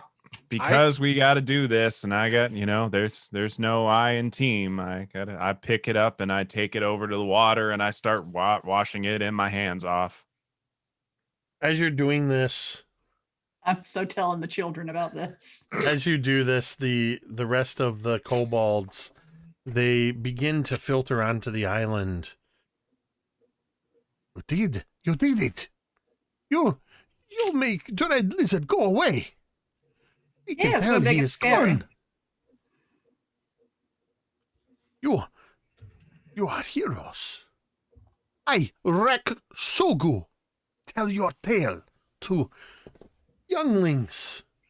And already you see, as the kobolds are rushing over to the eggs, you see a lot of them caressing what is probably their own eggs. And you see a few wailing and sad kobolds as they lament the empty spots. But as a group, they agree that the Shadowfish tribe shall protect their sacred egg ground. Rex Sogu tells you that because of what you have done, You take treasure, reward. Yours now. as he points at the silver egg. Well, thank you. The thing I'm washing all the crap off of. Yes. Yep. And already you see several of the kobolds are digging through the remainder of the pile, hoping against hope to find some remnant of eggs. But you can leave this scene behind as you continue on your way. She pulls out the compass one more time and thinks of the copper rose in Finn's Meadow.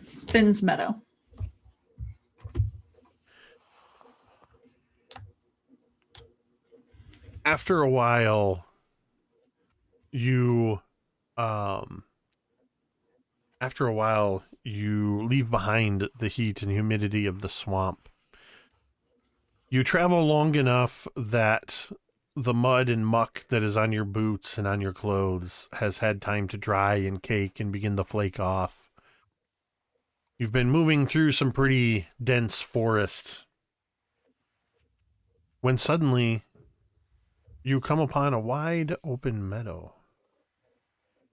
It is completely filled with a just dazzlingly brilliant variety of blooming flowers. At the edge of this meadow of flowers, and you can see that it's roughly oval shaped. It's about 150 feet wide, stretches out for about 200 feet. And immediately in front of you is a wooden sign with white painted letters on it that says in all caps. And at this point, I cannot help but hear Kelly's voice, the opera geek, because it's all caps, saying, "Beware of blind Sharky!" That track, Blind- that's legit. Blind Sharky.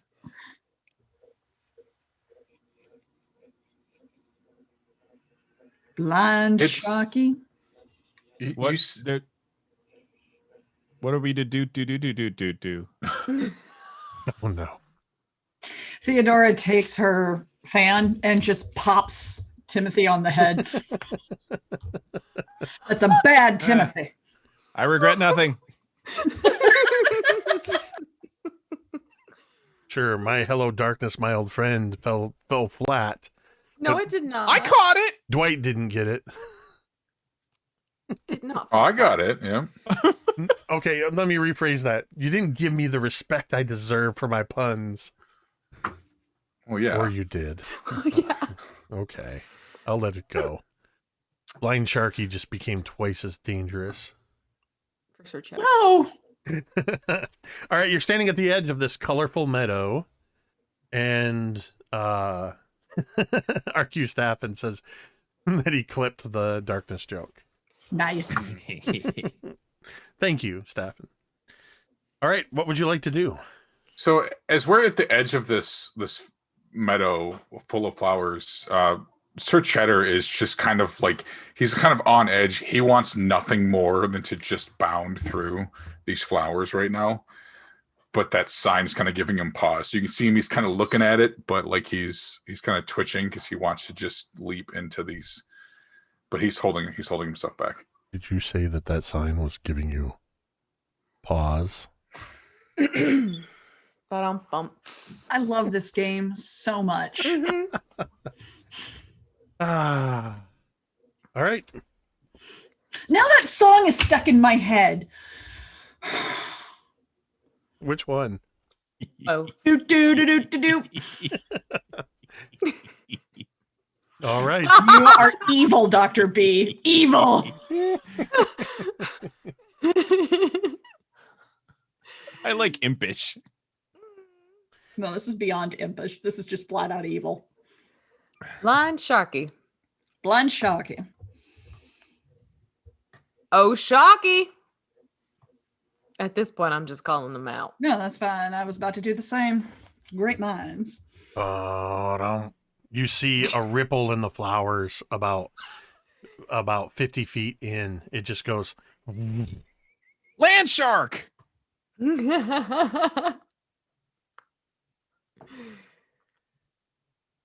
Here, Sharky.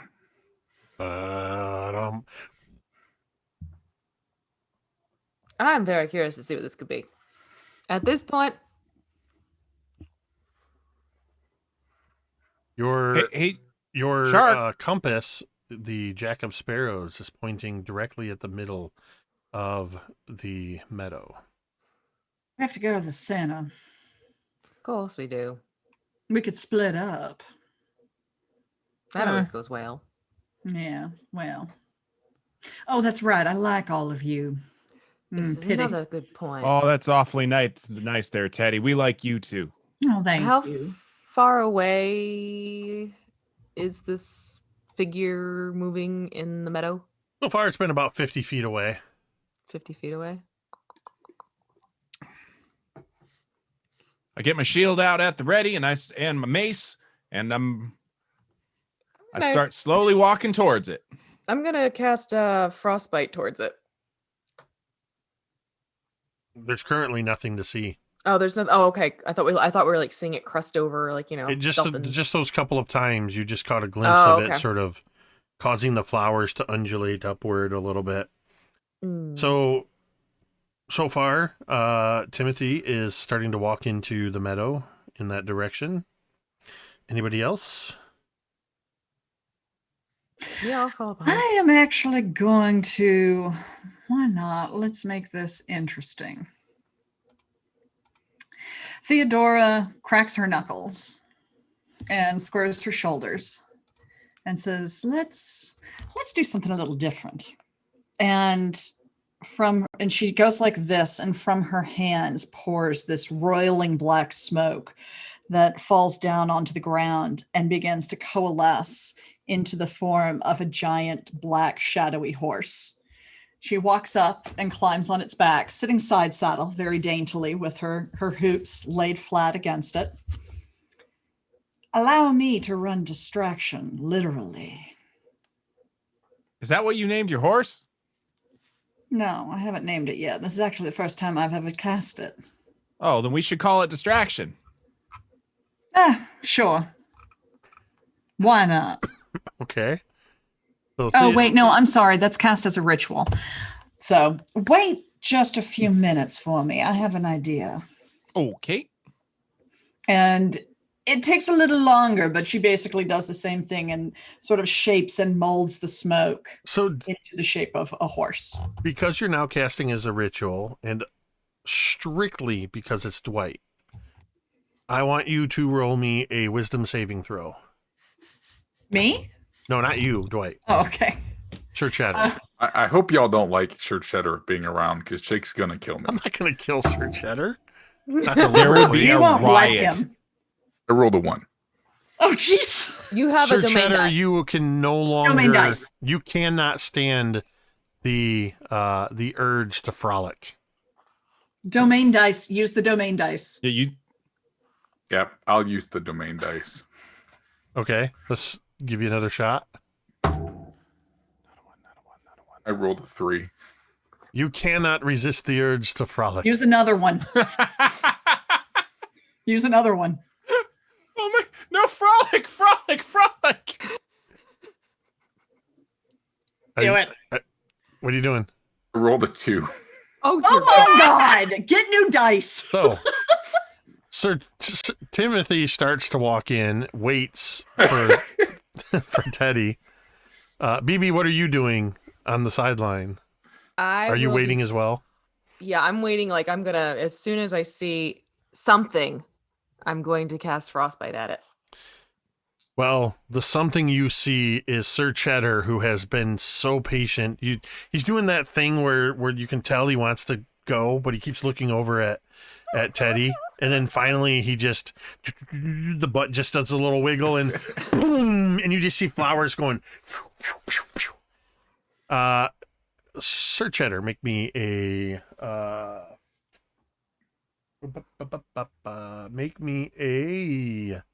wisdom saving throw.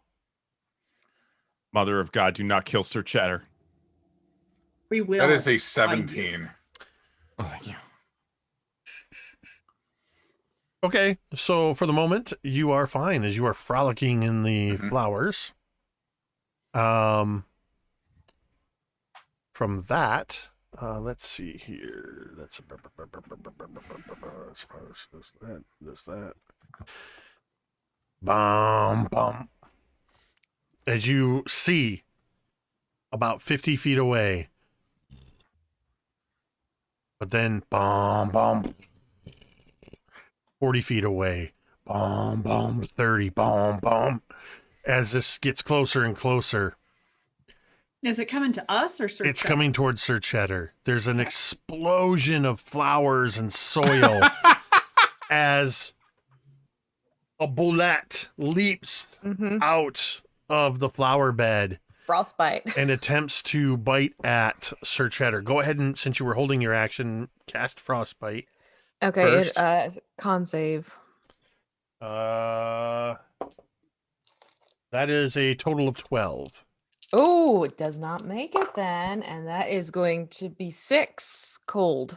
Okay. And then it's gonna have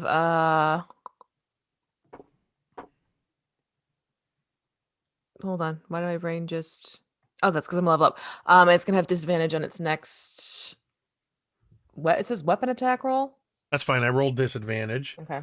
And it has a 16 to hit you, Sir Cheddar. Yeah. This massive bullet grabs Sir Cheddar in its jaws. You take 0 damage from its blunt teeth as you watch this giant bullet come walking right up to all of you with Sir Cheddar in its mouth. It spits Sir Cheddar out, turns its back on all of you, kicks its feet and kicks some flowers and dirt at all of you, and dives back into the flower beds. Was it making that noise? No, that's just me. I'm sorry. with my I was brain, gonna but say that's a I think real it should nifty, be. catchy tune there, Mr. Bullet. all right. I'm telling you, I've got this. Let's go center of the field.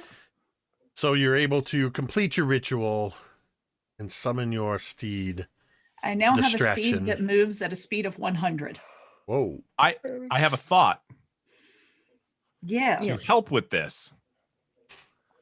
Well, what I'm gonna do is, if can your steed distraction can it carry both of us?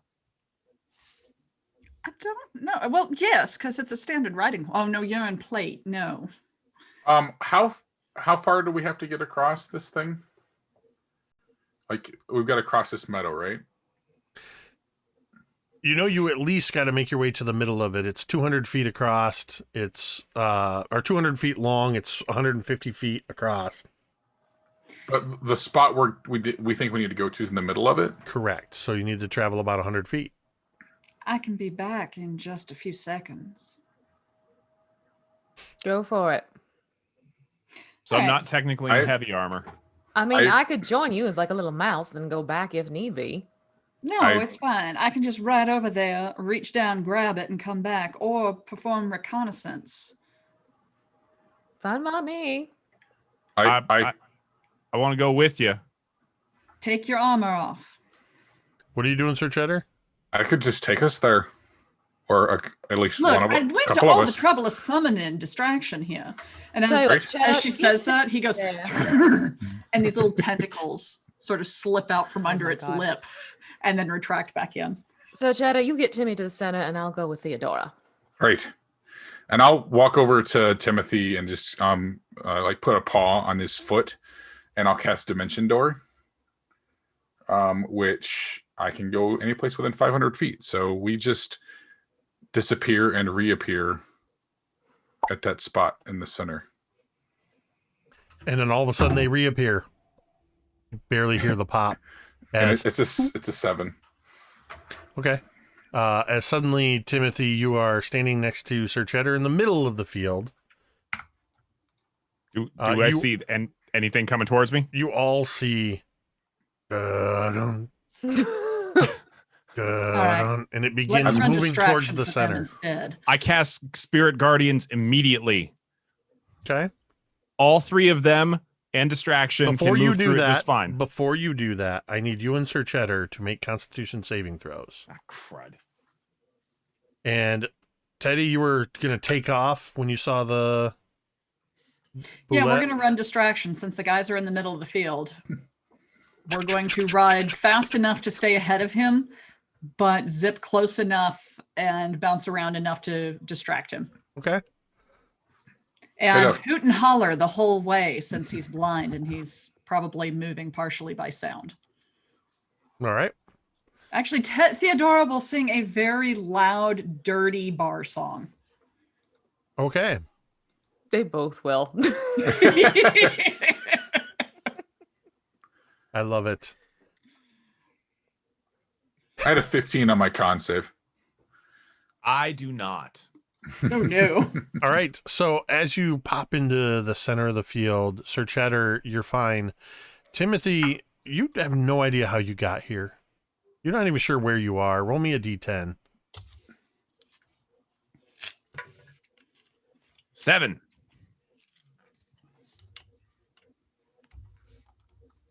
You are surprised to see a very large corgi, and I'm so sorry, Timothy, but in your confusion, you attack Sir Cheddar.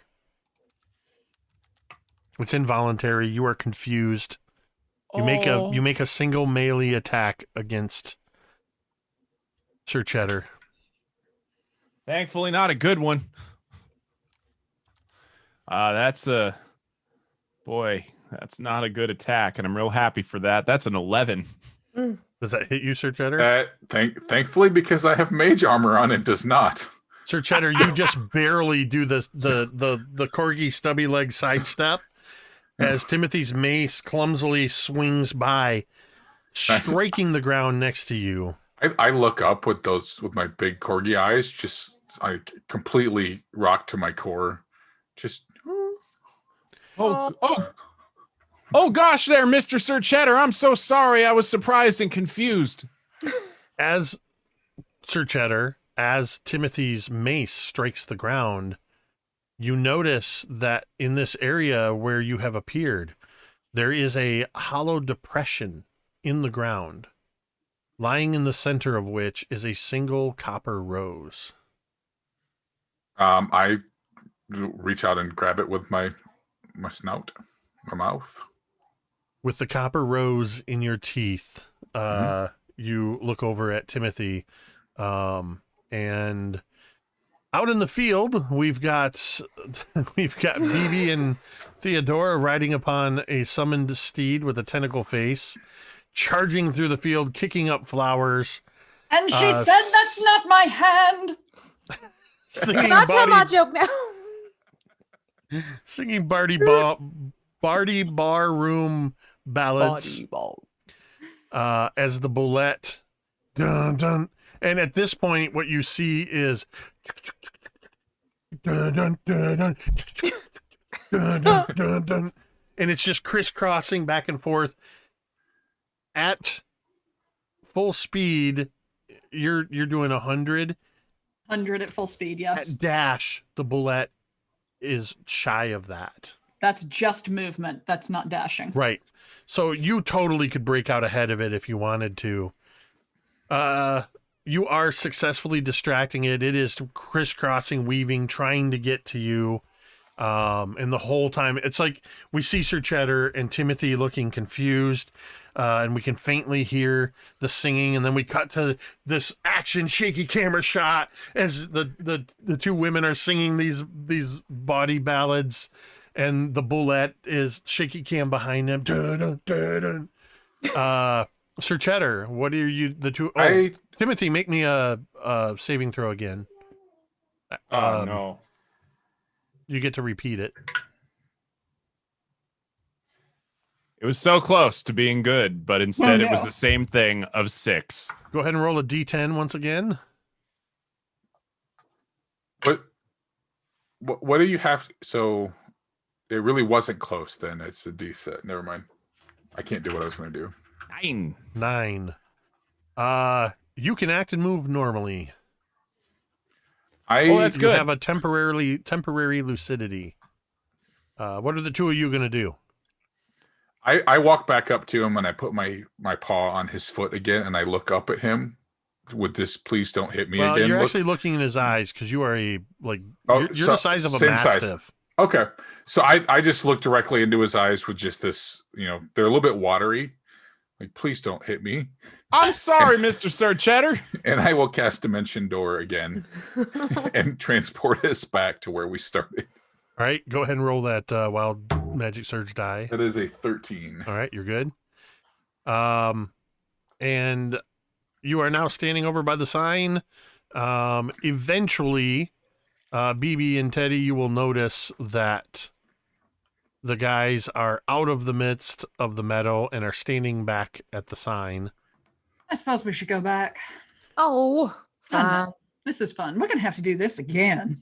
yes, definitely. Can we do it in town next time? I think it'd be so much fun. Oh, absolutely. Fuel weed won't know what to do with itself. No, there'll be merriment and just fabulousness everywhere.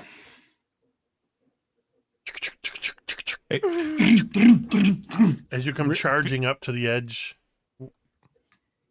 Timothy? Feeling really guilty and angry at the fact that I almost struck Mr. Sir Cheddar and the fact that the thingy is still chasing my friends. I'm just like, nope. Okay, we're angry about this. And as soon as it gets within range of 120, I cast a max level guiding bolt at it. All right. Because it's distracted and it's constantly leaping. I mean, this thing it's almost like a dolphin at this point, leaping out of the ground behind it. Take your shot and do so with advantage. 19. That hits. Timothy, you can't kill anything. I'm not killing it. Well, we'll see.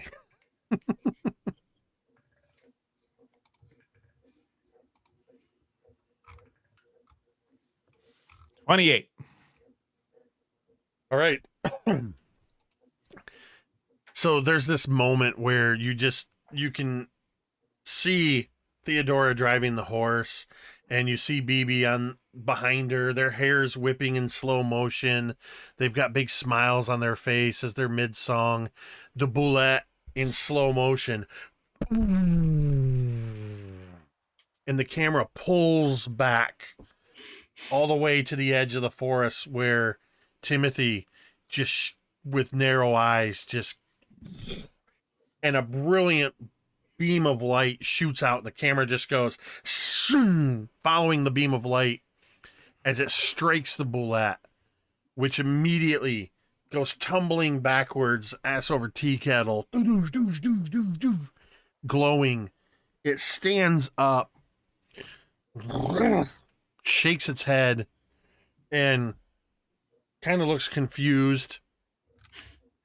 It's still glowing. It looks around again, just as the two on horseback get out of the field. And I would like to ride right up past it close enough while it's all disoriented, close enough to pat it on the head. you circle around just in time. You pat it on its head as you ride by, and it does this sort of full body shudder, turns, and just almost looking like a bulldog walking away. And then it dips below the surface and is gone. You now have all 3 keys. You are no longer confused, Timothy. And there's maybe a moment like in those SpongeBob or old Nickelodeon cartoons where the camera zooms in and things look super animated, where Timothy is just standing there in a beam of sunlight, looking extra dashing, his hair blowing in the breeze after this powerful spell. Nice. And then he trips. He trips. He turns to walk away, and as he smartly turns about, he trips on his own feet. As Timothy is picking himself up from the ground, and the two of you, BB and Theodora, arrive, the 3 keys emerge from wherever you have them, and they begin glowing and floating in the air and circling around you. As they do so, the mists around you begin to part, revealing a wide trail. And even though you came from this direction and you didn't see this, the trail leads up towards a tall, tree-like stone tower. Flowering ivy runs up the sides of the structure, and you can see various fey creatures and animals flying, crawling, and climbing all around the tower. As you approach, in front of you, forming out of the last remaining tendrils of the mist, you see a pair of golden eyes, and then you see the dapper vest and the fur of old Tom the Hermit, the cat. Well, Master Dang, the great druid of Neblina, welcomes you to his home. But one final test awaits you if you're worthy. He gestures to the side of the tower as you see a massive Tyrannosaurus Rex emerge out from behind it. And suddenly you hear, "No, no, no, no, no, no," as a figure comes walking out from the tower. A human, he has a goatee, he's got a flowing green cloak. He has these stag-like antlers that rise up out of his forehead. "No, no, no, no, we're not doing this. Enough with the tests, old Tom. You," he points up at the T-Rex. "No, get back." And the T-Rex just is looking at him like, with its little arms, and it just... You've got a big head and tiny arms. And just goes, if you can imagine a dinosaur sulking, that's exactly what it does. Oh, I was just going to have a wee bit of fun with them. We've had enough fun. oh, that poor T-Rex. It must be real hard for him to eat. It's not. I assure you, I feed him on a regular basis. Old Tom was So- just having a bit of fun with you.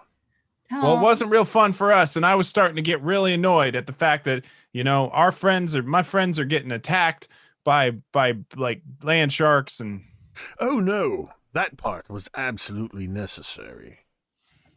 You had to pass the test of the 3 keys so that I could know that you are worthy. well, What now about- that you know that we're worthy, can we talk and maybe save my town? Can we have our friend back first? Oh, that too. Oh, absolutely. Come with me. And you walk with this old druid to the tower. And as you enter into the tower, we cut to a scene of you all walking up the stairs. into a level of the tower where the floor is black and white marble checkerboard, and there is a big round oak table in the middle, and seated with his little gnome feet dangling off of the chair is Rodney, with Pip seated next to him on the table, as he is just bringing a little gnome-sized teacup up to his lips, and he smiles brightly at you, and Dang the Archdruid looks at all of you and says, "It appears we have much to talk about." And that is where we are going to end tonight's session. Yay! It was fun. I absolutely love playing with you guys. It's always such a delight. I Oh love my it. gosh. This was so much fun. And it was just delightful having you, Dwight, add a little bit to Sir Cheddar. Cheddar. Yeah, thank you all for having me. This was an absolute blast. It's a pleasure to play with a great group like this. I Thanks for know letting me sit in. Eugenio is having a wonderful day celebrating his birthday with his family, but I know there's a part of him that is disappointed that he missed the game and he missed out on this. But he will definitely be watching the VOD to catch up on that. Yeah, this was a lot of fun. I had a blast with this. I really do enjoy playing around with and kind of modifying things. For this particular adventure, we were talking at the break, what you saw tonight accounts for maybe 40%, maybe even 30% of what you could encounter within this one adventure. There's a whole jungle crawl, basically, where you could run into a lot of things. And I'm very sad that you all didn't get to meet the Azaban village of Nantaromba, which is raccoon folk. Oh. But lots of wonderful folk reside here in this world, so who knows who you'll run into. But yeah, this was great. This was, as always, a lot of fun with all of you. It brightens my day. It's a great way to end a Tuesday with laughter with friends. And just a reminder, you can type !Harper in the chat and find a link to where you can get this book for yourself if you would like to do so. What was I going to say? Thank you to everybody who tuned in tonight. Thank you for all of the wonderful gifted subscriptions and raids and all of that good stuff, contributing to the domain dice. 3 domain dice, and Cheddar frolicked anyway. And almost paid the price by Timothy, because I know I would catch hell if Sir Cheddar died, but imagine if one of the players were the ones to kill Sir Cheddar. Oof. Mm-hmm. Especially with Eugenio gone. Oh my gosh. God, that That's would be bad so news. Oh my God, there Bad would be news. so it Don't- would be no, so no. tragic, and you would Not have on so his much birthday night. explaining to do. Not on Yeah. his birthday night. 'Cause I think would I'll have blame to you. hold personally responsible. Yep. for that. Yep. Well, the adventures continue every other Tuesday night. We have 5 more sessions over the next 10 weeks, right here on Tuesday nights, every other Tuesday night at 8 p.m. Eastern. Tune in this Thursday, and you can find me right back here, and you'll see V along with many of our other friends, as for the first time in over a month, with the Dawnbringers, we've been playing this side arc, and they've all been playing other characters. We've got a lot to unpack this episode, as the Dawnbringers get back to actually being the Dawnbringers, for, I believe it's session 6 of season 5 in our Icewind Dale Rime of the Frost Maiden ongoing campaign. So be sure to tune in for that. That's at 8:30 p.m. Eastern. This Friday, we've got episode 2 of our Friday night takeover. Marquis Hardis is going to be running a one-shot set in the world of Scavenger, a successfully kickstarted campaign setting that he helped to co-author and create. And he's going to be running some amazing role players through that one-shot. Marquis is he's just an amazing storyteller. I've had the privilege of DMing for him several times, producing games he's done. You're not going to want to miss this. If you can't be here Friday, catch the VOD. And then Sunday night we should be doing our Sea of Thieves. We had some people not feeling well, so we didn't do it this Sunday, but that's over on the Talon and Kalal channel. And of course, we didn't do this at the top. I'll leave it up to you if you want to be real quick. I guess it's up to you how quick you want to be. It's your time. But I would like to give each of you a chance to tell us where we can find you, other than here every other Tuesday night. And I'll start with you, V. Hey, that's me. You actually can find me every Wednesday on WizKids YouTube channel at 12 p.m. Eastern time, where I do mini mayhem. Tomorrow I'm going to be painting a Banderhob and doing a nice sneak peek at a particular adult red dragon who is sitting right there next to me this whole time and is gorgeous. So come on over tomorrow and I'll show you how to paint the Banderhob using some Vallejo paint sets and take a look at something red and gorgeous while we wait for paint to dry, literally. And you can also find me doing various appearances throughout the next few months. Dr. B and I actually have one, what is it, next Wednesday evening, right? The 20th? Yes, with Fenway. Yeah. We have a Oh, thing yeah. happening. Listen, I got a lot of stuff going on in the next week. So do I. And next Monday, I'll be over on Band of Badgers on their Twitch channel at 4 p.m. Eastern time, painting up some Pathfinder goblins for the Great British Brush Off is what it's getting called. So that's kind of what's happening in the next couple of weeks for me. There's more, but I'll talk about it later. Dr. B. Well, yeah, I'll be making an appearance next Wednesday, the 20th, with V over with Fenway Jones, who we mentioned at the top of the hour. But you can find me on all the socials at the Dr. B, THEE, Dr. B. And keep in touch with us at takethis.org. One thing I want to make a special announcement for this Sunday, over on all of our mutual friend, the Opera Geeks channel, I am going to be moderating a panel on parasocial relationships, basically that one-way celebrity type streamer relationship with Tanya DePass, Brian Gray, aka Urban Bohemian, Omega Jones, the Critical Bard, the Opera Geek, Kelly Butler, and our research director, Dr. Rachel Cowart. Wow, that sounds awesome. It's going to be a good panel. We will. You said that's going to be on the Opera Geeks channel? It's going to be on the Opera Geeks channel, Awesome. I believe, at 1 p.m. Pacific this Sunday. Awesome. Opera Geek is set at one of the top levels for auto hosting on MTD, so we'll be sure to share that as well. Dwight. Hey everybody, I'm Dwight. I'm the Big Bearded Nerd, part of MTD here. You can find me over on Twitch, Big Bearded Nerd 21. I guess here on Twitch at Big Bearded Nerd 21. I do mini painting Tuesday nights. I usually paint tonight, but I didn't because I'm here instead. I do Let's Paint Tiny Things on Tuesdays and Thursdays. Thursdays is Warhammer. Tuesdays is fantasy D&D stuff.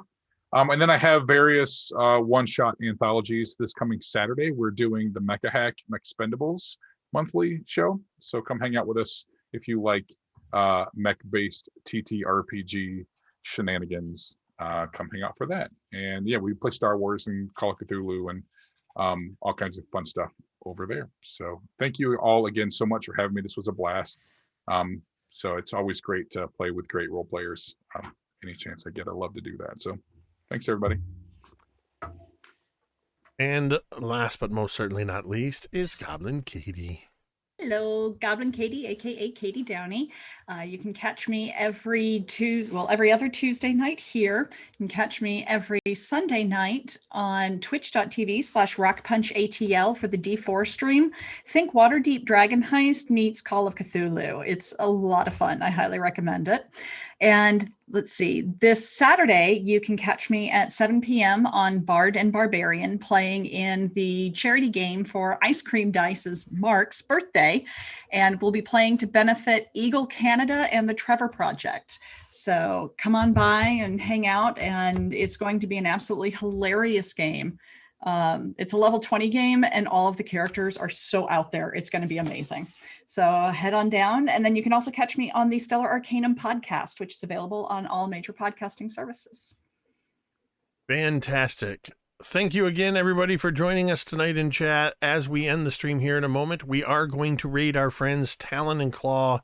They are running their Rime of the Frost Maidens game, The Ice Holes, that they run on Tuesday nights. I believe they are still playing for a little while longer. So we are going to send you all over there to raid them, spam them with whatever cheery emotes that you have, and tell them that MTD sent you. I do want to say a final thank you, of course, as always, to V, Katie, Dwight, and Dr. B, without whom it would just be me talking to myself for 3 hours. We're going to go ahead and end the stream the same way we end every stream, and you can say it with me if you want. Matilda.